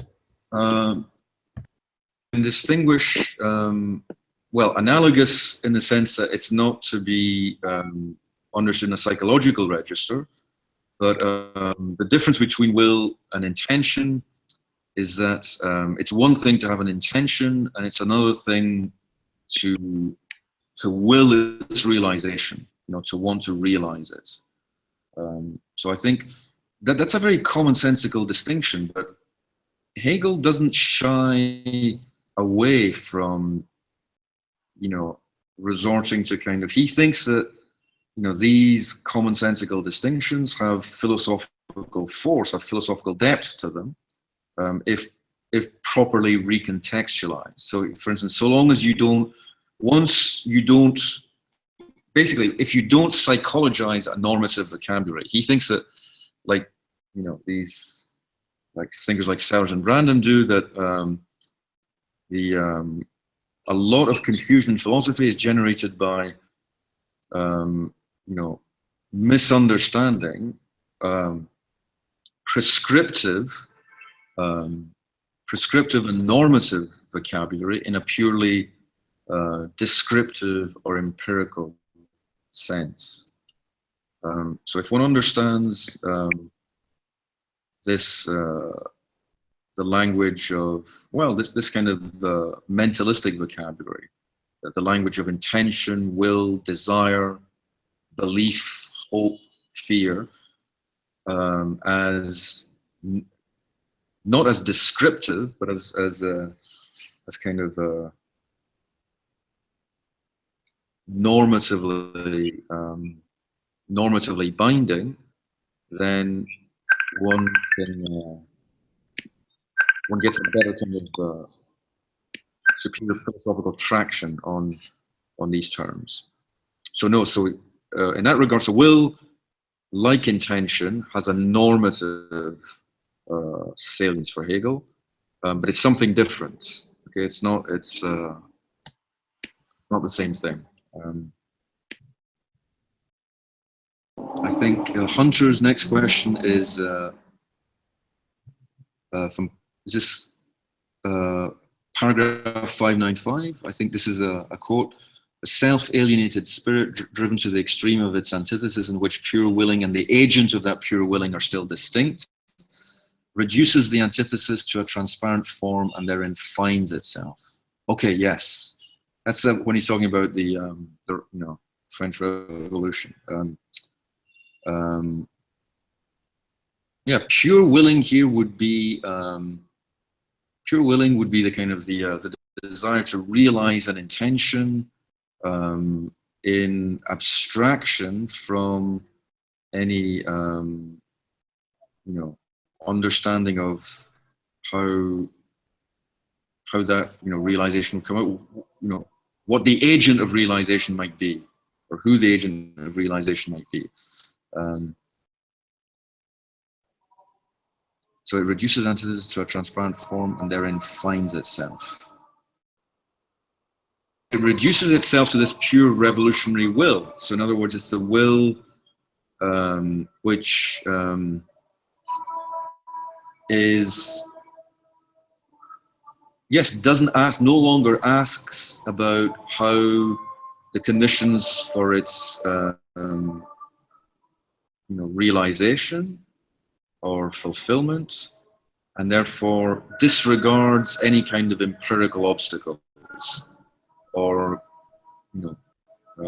constraints on and then becomes this kind of this purely kind of exterminatory kind of logic, which leads to.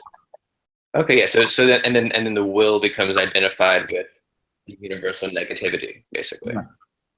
He's talking about. He's got the Jacobins in mind here, where the revolutionary will is simply conditioned. Is characterized by its kind of commitment to a set of abstraction, principle, equality, the abolition of inequality, of unjust entitlement, etc., and then tries to to realize this, tries to realize these principles in a completely abstract way. Tries to find this immediate kind of realization for these principles, and yeah, the result is terror, Hegel thinks. And then what's mysterious to me is then like the moral spirit, like what arises from that contradiction is somehow moral spirit, is what he said. Like that, like this part becomes really mysterious to me. I guess we'll probably talk about it more in the next class. Well, yes, actually, he's talking about Kant, because he thinks that Kant's categorical imperative and Kant's kind of fanaticism, his kind of the idea that the categorical imperative or the moral law must be uncontaminated by any pathological inclinations, by any kind of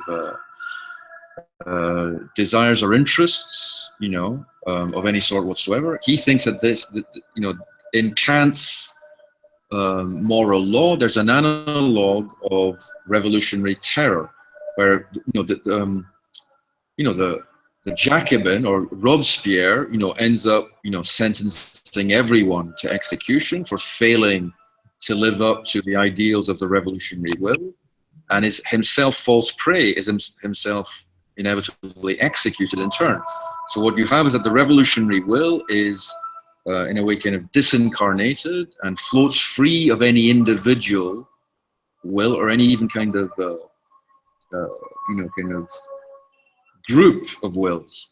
And because of this, it becomes this abstract, universal, it becomes a kind of a self-sufficient will, which liquidates, anything or anyone that fails to live up to its unconditional authority. And Hegel thinks that a version of this is going on in Kant and in the moral law, because the moral law for Kant is purely formal. It has no content. It has no interest. It's completely disinterested. So you're supposed to will, when you will according to the moral law, the maxim of your will is supposed to be that what could be willed by anyone, anytime. Hence, that's what makes it. So it's like the categorical imperative is the culmination of Jacobin terror. Exactly. Yes, that's Hegel's claim. And then spirit goes on to transcend that. Yes, and then it will, and then with an ability to like self-legislate or something like that. Yes, in a community, he thinks that Sittlichkeit, he will reject Kant's kind of Jacobinian kind of moralism, which pits the law against sensible inclination, or sensuous inclination, and says that what is and ethics must be understood in terms of Sittlichkeit, which is a kind of it has to be it can only be properly realized in a community of self-consciousnesses which mutually recognize one another, I guess collectively determine what is good and what is right. Okay, yeah, that's very helpful actually. Thanks. But it's like but they somehow will it together, like there's this like erasure of the distinction between individual wills and the universal will, where they're no longer opposed almost somehow. Yes, well, because there won't be in a way will is.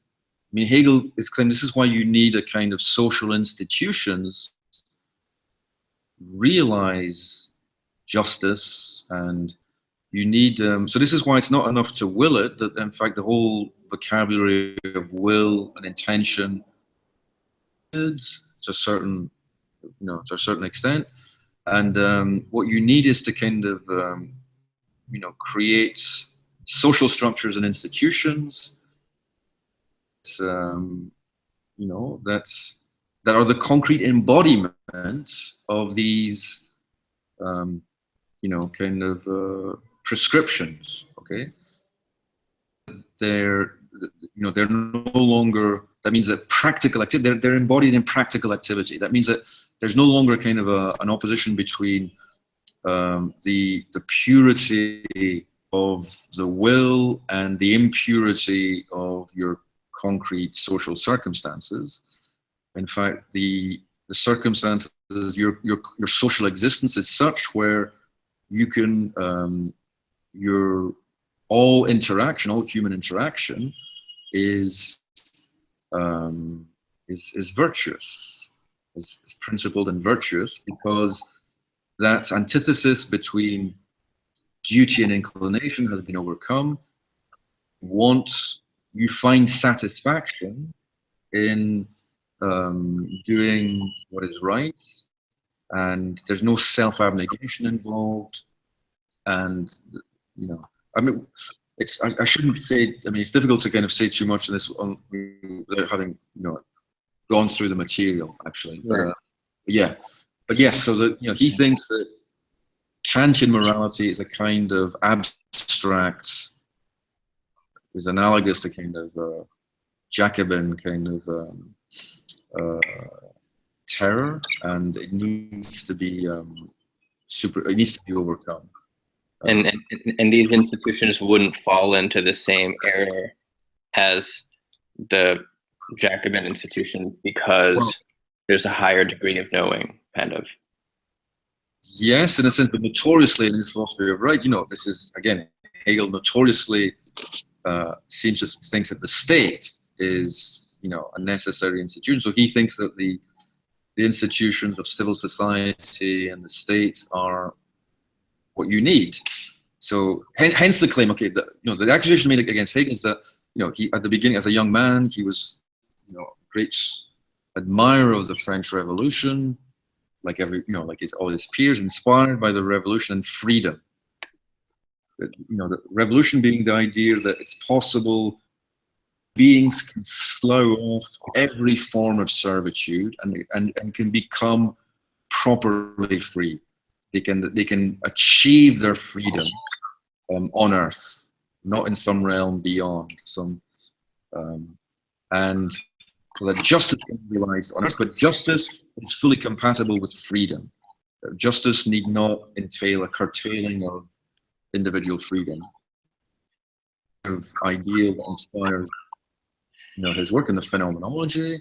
And then the claim is that as he got older, he became more and more conservative, and, you know, kind of backtracked away from this, and is no longer, and then seems to end up kind of, you know, his notion of revolutionary freedom to the point where, you know, the state becomes the guarantor of freedom, and state institutions and civil society and bourgeois become sufficient embodiments for the requirements of freedom. So this is kind of the traditional reading of Hegel as someone who, you know, he starts off as a revolutionary and then ends up as a conservative. Right. It's more complicated than that, and certainly we'll see that the people who, all the secondary authors we look at, they read the story as much more complicated. That's a traditional reading. But yes, he's obsessed with freedom is the term he, you know, in the phenomenology, freedom is, you know, it's a pain to absolute freedom. And absolute reason is the achievement of absolute freedom for Hegel. So in any case, we would be more interested in sort of his more abstract logic in the 21st century. That what he's saying about the state is maybe more like epiphenomenal to his time. Yes, I mean, yeah, and this is I mean, you can read him. You know, still there are conservative Hegelians who take what he says about the state, you know, on its own terms, and then there are still, you know, obviously Marxist Hegelians who think that no, he remained, he became more cautious and more conservative. That the core of his thinking is still you know, robustly revolutionary in terms of exposing the idea that, you know, justice and freedom are inseparable, you know, and you cannot kind of, and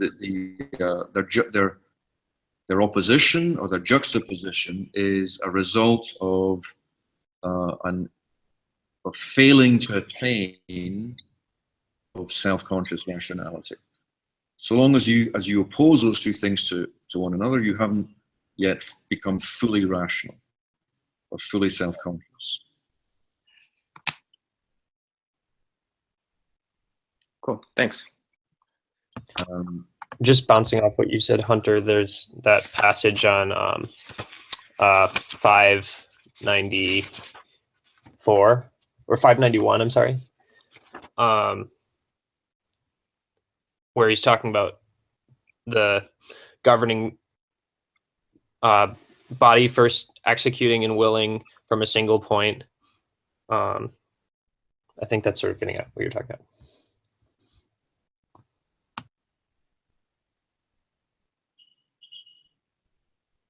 Ray, we're about the 2.5-hour mark for the seminar, right? Okay. So I'm thinking if we would like to wrap up, maybe just like I want to like remind you that like I posted the assignments to the classroom. Okay. It's a Google Doc. You need to be logged into the New Center account to be able to actually click on either the classroom or the document.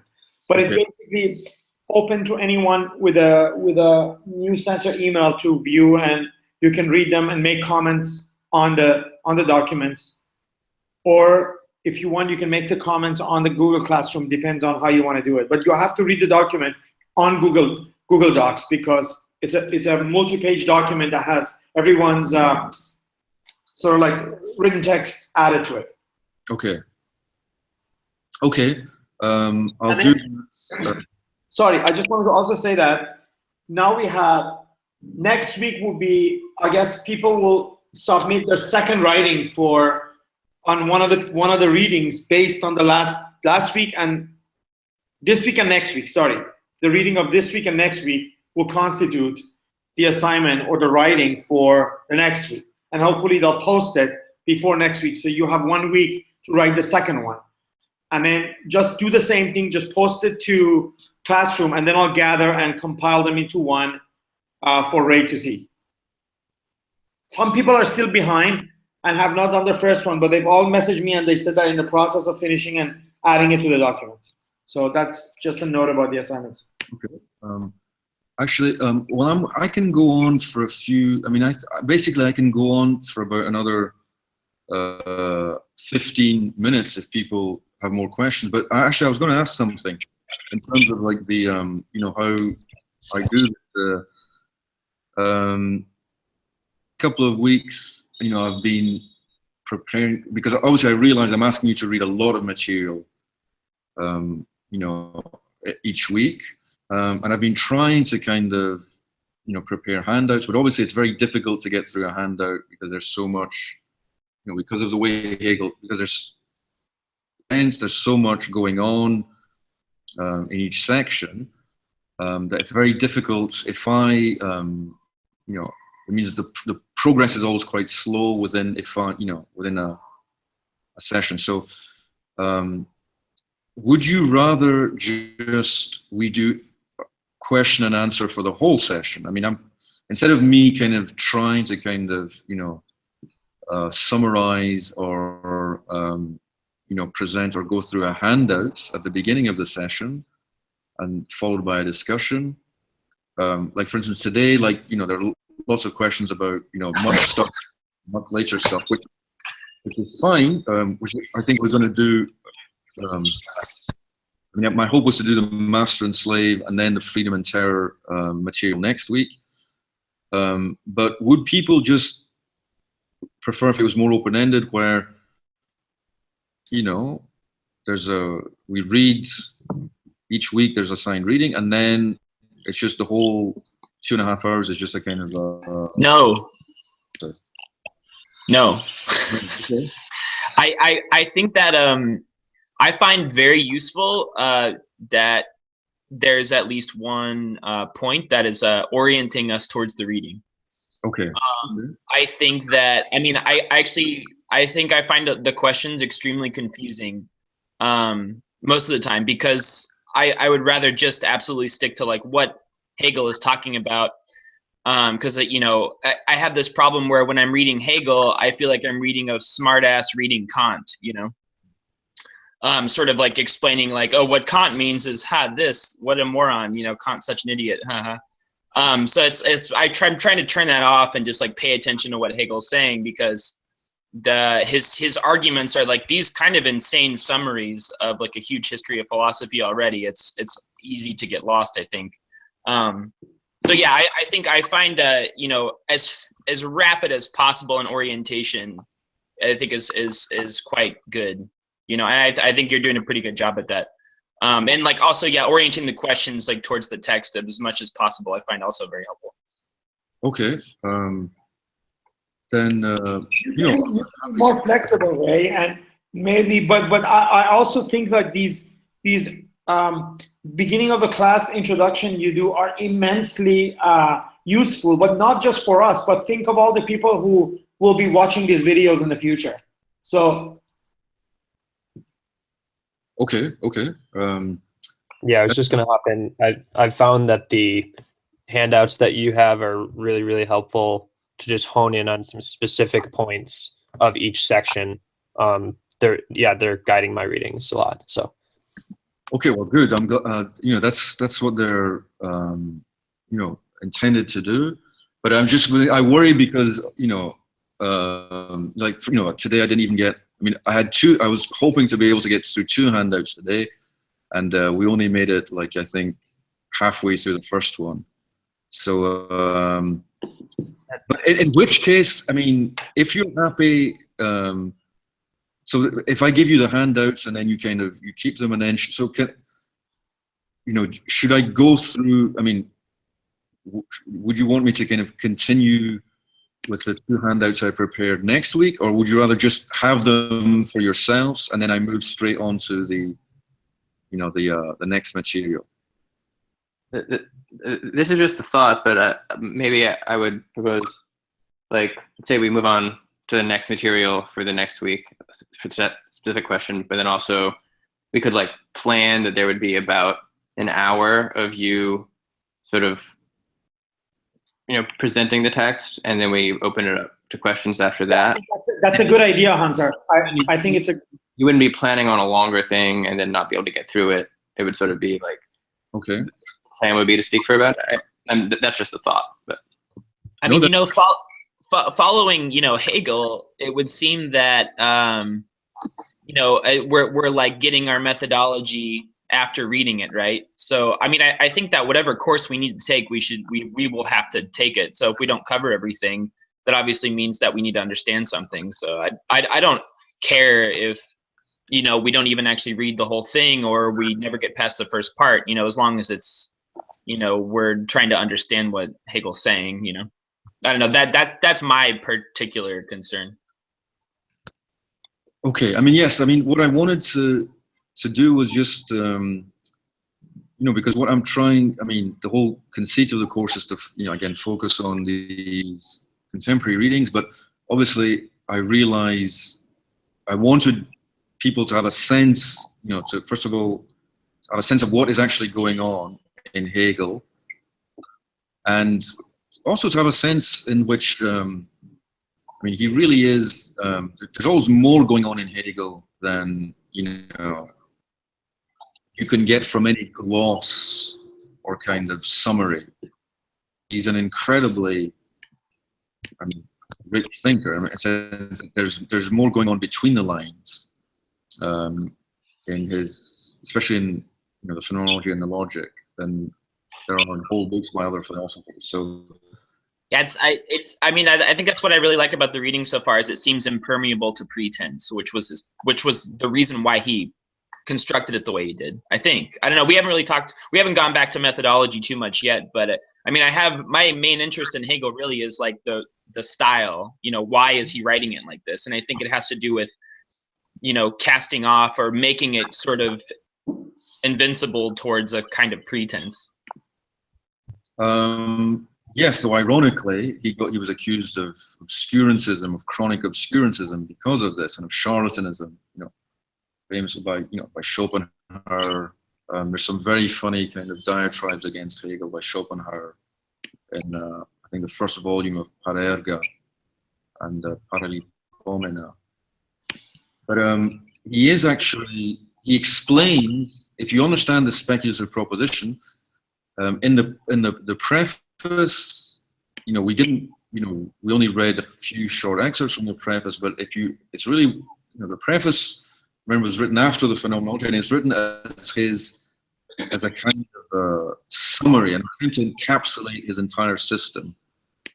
And this is why it's so difficult. But he says in the latter section, there's a very interesting explanation for why he thinks argument is not the appropriate form of philosophical presentation, and nor kind of series of deductions from first principles, and ultimately why he thinks that the speculative proposition is the units of philosophical thinking. So Hegel's thinking is extremely, you know, rigorous. Of course, he rejects the antithesis of, you know, of method and content. For him, you know, the method is the content, and the content is already kind of methodologically articulated. But for him to think philosophically is to think, you know, dialectically, famously, and to be able to understand the logic of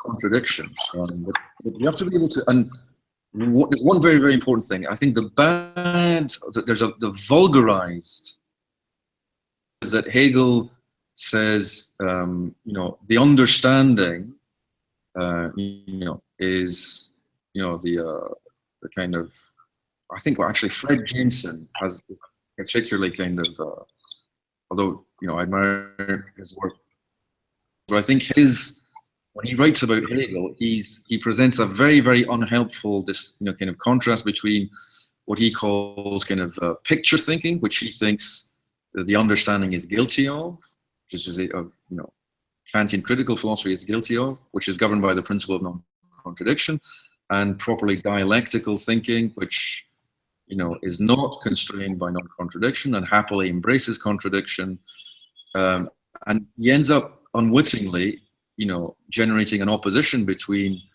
understanding and reason, or between contradiction and non-contradiction, which is completely undialectic. That's the worst possible way to understand Hegel.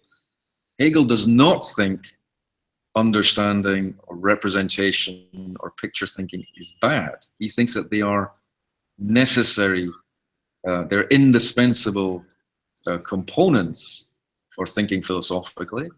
But he says you must, but they have limitations, and what he calls reason happens at the those kind of constrained registers of understanding to their limits. You supersede them in through the philosophical grasp of contradiction and determinate negation as something that allows thought to kind of to progress, to move as the motor of thinking. Hey Ray, can I ask a question? Mm-hmm. I have a request. I struggle really, really hard with this concept of negation. Mm-hmm. I mean, partially maybe because I spent a lot of time in my youth, like studying, I went to school for a little while for computer programming and like mathematics. And I know that Hegel there's a part in the science of logic that is dedicated to calculus. Mm-hmm. And you know, like, what is the difference? I don't really understand, like, is it negative in the sense of like, I mean, going back to picture thinking, like, right, like a negative film, you know, camera, like, is it just simply contrast? Like, I do not really understand what he means by determinate negation. I've read this shit so many times and I still don't really get what he means by that. Like, Okay. how is it possible? Like, according to his own system, I don't understand how it's possible that there is a negation. There can be a negation. Like, where would it be happening? Okay. Does well, it make sense? I think it's a absolutely fundamental question, and I think it's far from clear, exactly what he means or how it's to be understood. Now, the problem is that well, the examples of negation that he gives, for instance, in the we just looked at, well, he's talking about a kind of it's something that looks very much like logical negation. He's saying it's not this. So it's the negation of an assertion or an affirmation. You can understand this as an assertion.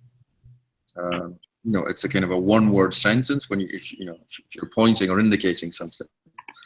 So, and for Kant, negation only applies to judgment. Only a judgment can be negated. The minimal units of negation is a judgment. Okay, when you say that something, is not the case.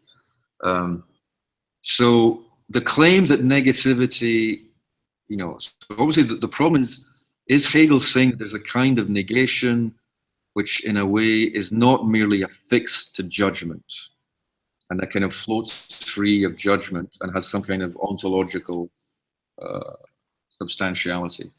And if this is what he's saying, then this sounds very egregiously metaphysical. It sounds like the whole, well, that kind of that would just seem to be a kind of an elementary fallacy.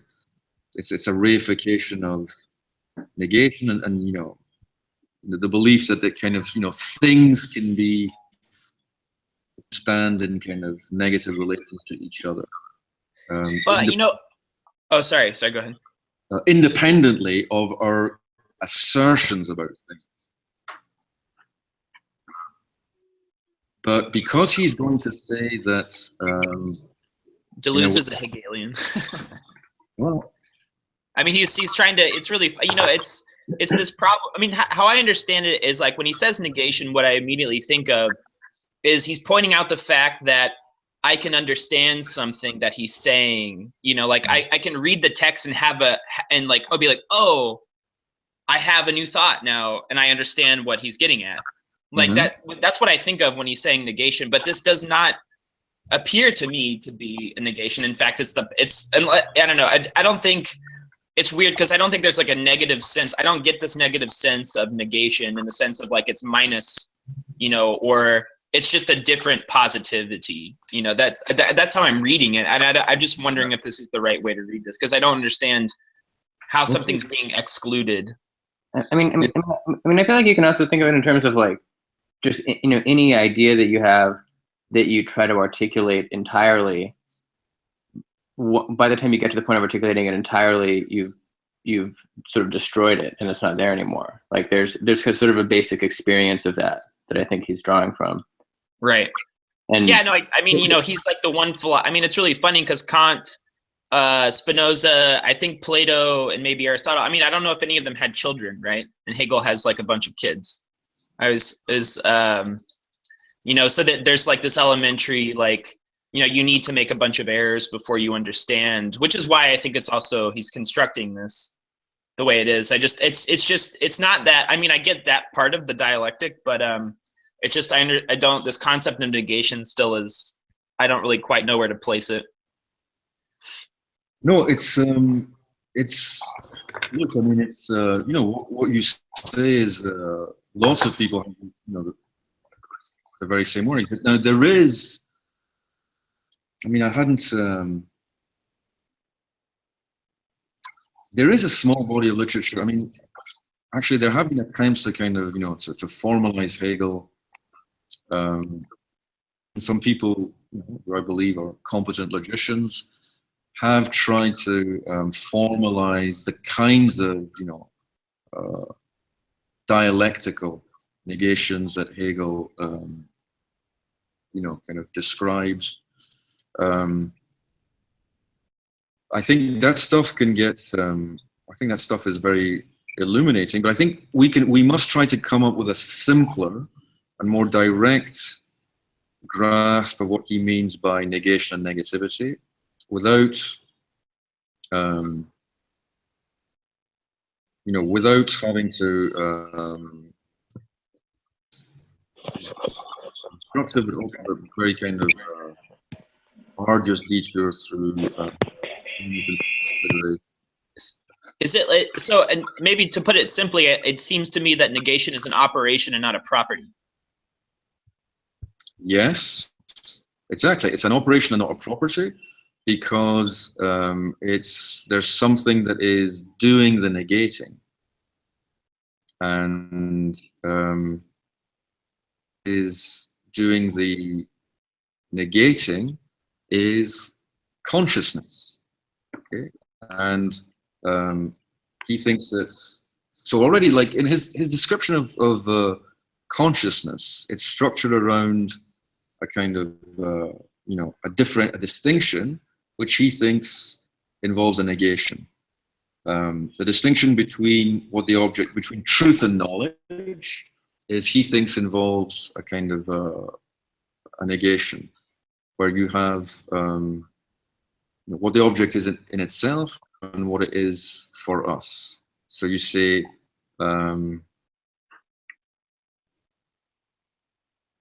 that means that, for instance, any claim that you make which tracks this distinction is saying that the object is not how it appears, or the appearance, or this aspect of the appearance of the object is not in fact a real property of the object.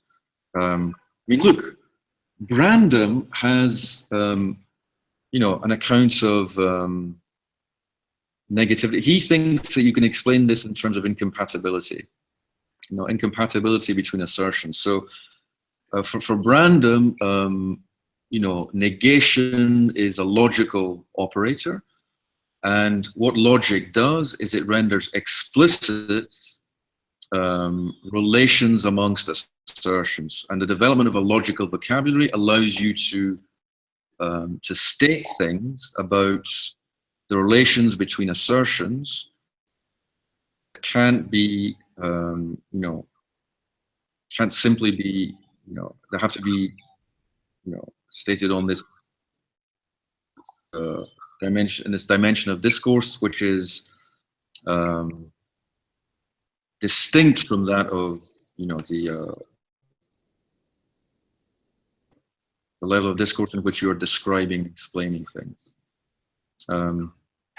So if you could say, so incompatibility is a kind of, in a way, it's a kind of,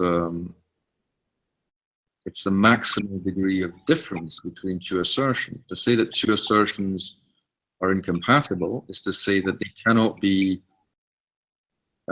made together, or that one excludes the other.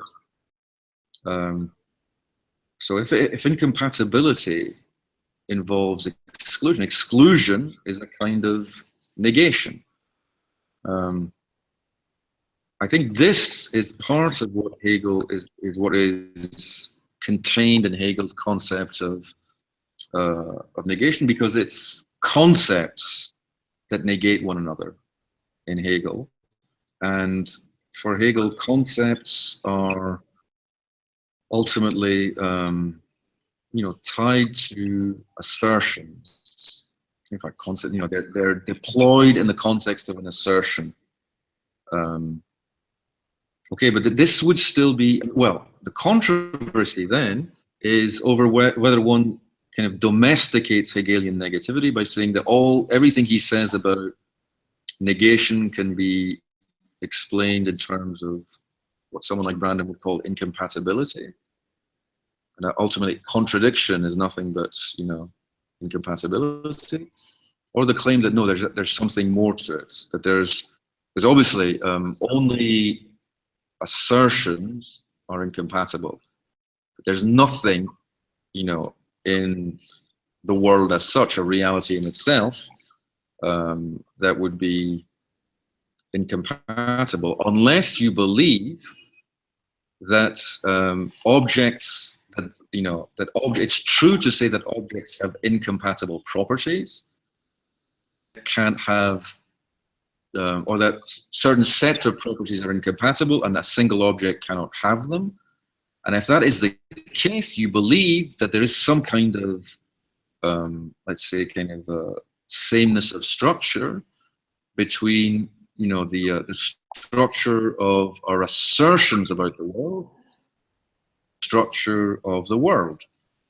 So for instance, if you say that if you know, anything that is you know,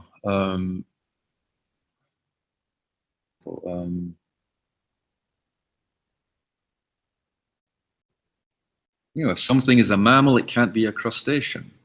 Okay, you believe that these two properties are incompatible, and clearly we do believe that these are really incompatible properties. That you know, crustacean and being a mammal are incompatible, and that's an objective fact about the world. And in that regard, I mean, that's a specific kind of a priori judgment, correct? Like an analytic a priori. I mean, just thinking about Kant. I mean, I'm more, it's like this concept of, you know, what Hegel's doing with the idea that there are pure forms of intuition, right? That, you know, something like geometry, which is why, this is why I'm talking about math. Sorry. I'm like, that, you know, geometry is this like bizarre thing that's not in the world, and has these necessary universal properties, or, you know, things about it. And, you know, how that could, you know, I don't know, it's how, like, what he's doing with that and why he's constructing the absolute the way that he is, and how negation is involved there. I think it's very clever what he's doing, I guess. Well, the Hegelian challenge is that you cannot think without negation, and that you cannot think, and in a way, this goes back to Plato, because the first person I think who, you know, Parmenides, you know, in the Sophists, you know, which is, you know, one of Plato's most famous dialogues, you know, the Eleatic stranger is, you know, says we must countenance what, you know, we've been told is forbidden by Parmenides, who says that, you know, that which is, and what is not, and you cannot ever say that what is not, or what is not is. However, as soon as you distinguish truth from falsity, this is exactly what you have to say. You have to say that what is, when you say something false, you're saying that what is not is, okay? And when you deny something, you're saying, you know, you're saying that something that is said to be is not. So there is a problem about understanding, there's a problem about trying to think without negativity. Already the claim that conceptualization involves negation because it involves, kind of, yes, it involves like some minimal kind of specificity, act of negation, yes, and then, so in a way, Hegel is simply developing, I think, this Platonic insight. So even the distinction between appearance and reality, because when you distinguish appearance and reality, which is Plato's inaugural gesture, he says this is precisely what monists cannot do. They cannot give a principled account of the distinction between what is and what is not but merely seems. This is the problem of participation. And to make this distinction is also to distinguish the intelligible from the sensible, but to claim that sensible becoming is only intelligible in terms of contrariety, where contrariety involves a minimal negation. So to think, already in the tradition, there's a kind of a claim that to think difference, in order for difference to be intelligible, it must involve negation. Of a distinction without negation is, well, is incoherent. But then once you've in Plato's gesture, it's precisely by distinguishing between the sensible and the intelligible, or what appears from what truly is, you mix together being and non-being. You say that, being of the sensible, which is that of, appearance, and there is a non-being of the intelligible. And I think the kind of the Plato's, Plato founds philosophy in terms of this, the necessity of thinking negativity in this sense. To think is already to negate, and the attempt to think without negation is ultimately kind of, it's precisely, in a way, the pre-Socratics tried to do so. They tried to think without negation, but they ran aground because they lacked the resource of negation to be able to distinguish between false, appearance, and reality, and the intelligible and the sensible. Now, you don't have to accept the final kind of couplets in those triad of distinctions to think that to find something compelling about the claim that thinking involves negation. And I think, and I take Hegel to be kind of really trying to radicalize this Platonic insight in a way by denying, saying that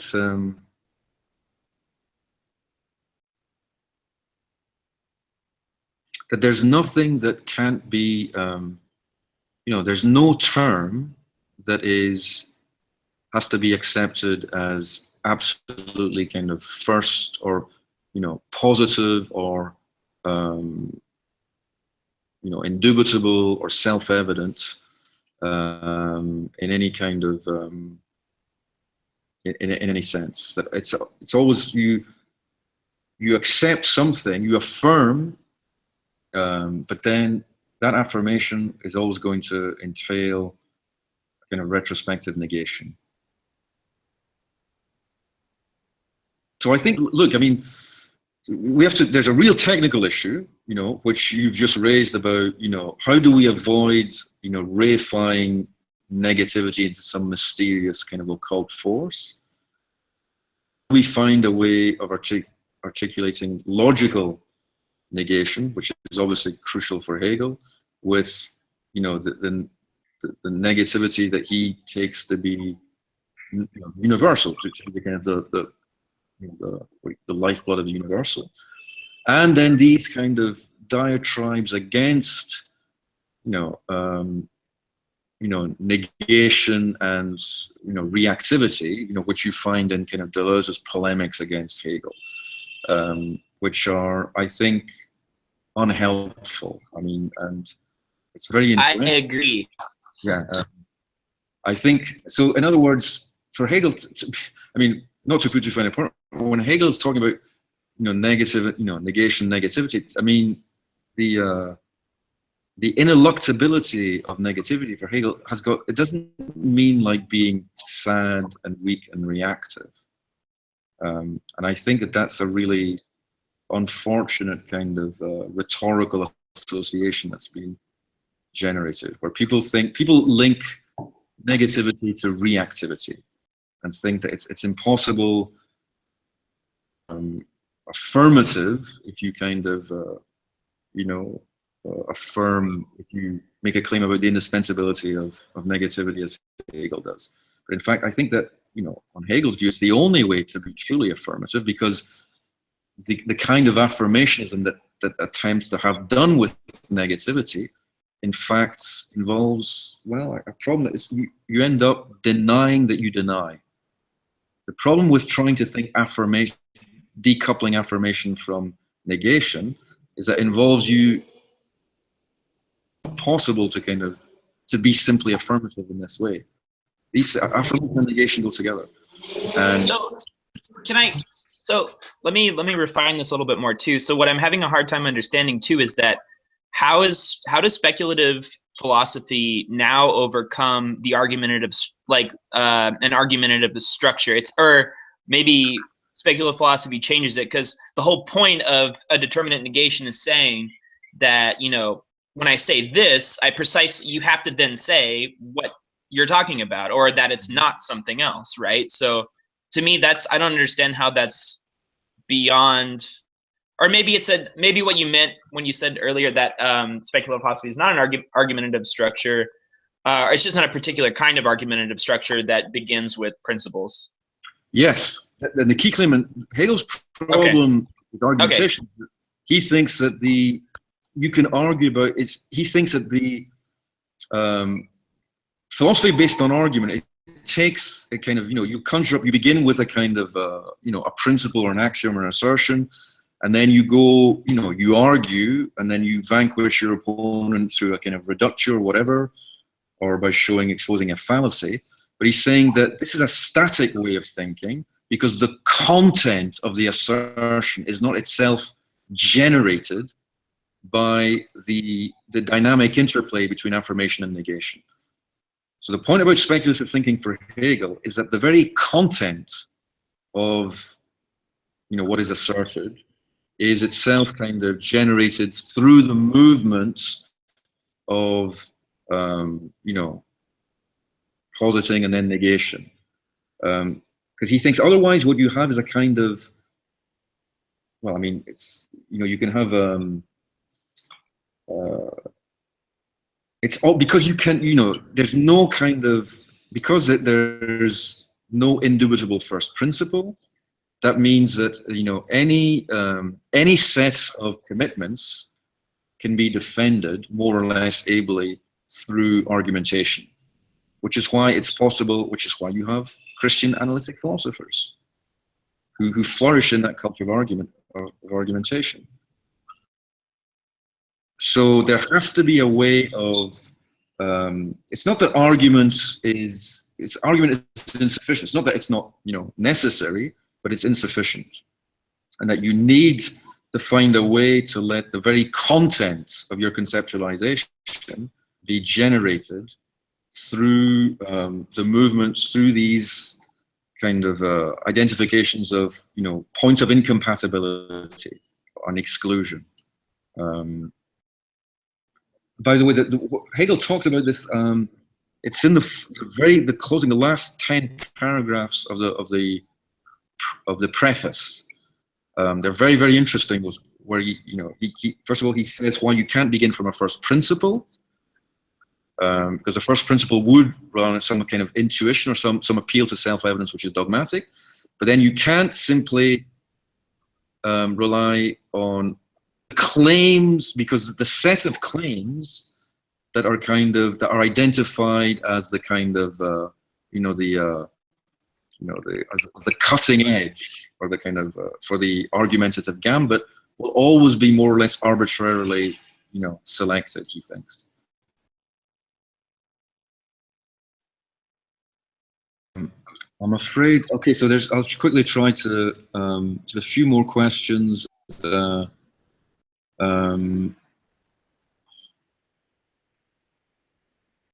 Yes, there's a remark here. Ray, if you don't have time, we can deal with them later or in the classroom.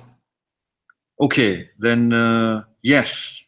Perhaps I'll try to kind of, I'll definitely, I think the topic of negation and negativity will come up, especially when we're talking about, when we're looking at these, you know, psychoanalytic readings. There's a lot more to say about this. But yeah, I'll have to return to it. Yeah, so I get, you know, because I went in and out today because of my internet so many times, I will get theater to post all the discussion in one long thread, and then you can then people maybe can go through the thread and re-articulate the question as new posts, and then Ray will kindly go through that and answer it there, because the questions might be buried at the bottom of a very long text. So if you care for your question, please copy paste it back and create a new post, so then Ray can respond to them that way easier than going through the whole long thing trying to find what question he didn't answer today and all that. And then in that case, then we can maybe like end the session. We are already half an hour over. We did more than 3 hours today. Okay, that sounds. So is everybody okay with this plan? Okay, sounds like a good plan. So, and again, Ray, the assignments are all posted as one Google Doc, and feel free to comment on a Google Doc. If you had any problems with it, let me know and I'll help you. Okay, yes, I will do. Because I have a bit of trouble logging in with my account. So I'll try again, and if I have any difficulty, I'll yes. So I'll stop the broadcast here. Thanks, everybody. It was an amazing seminar like the last two.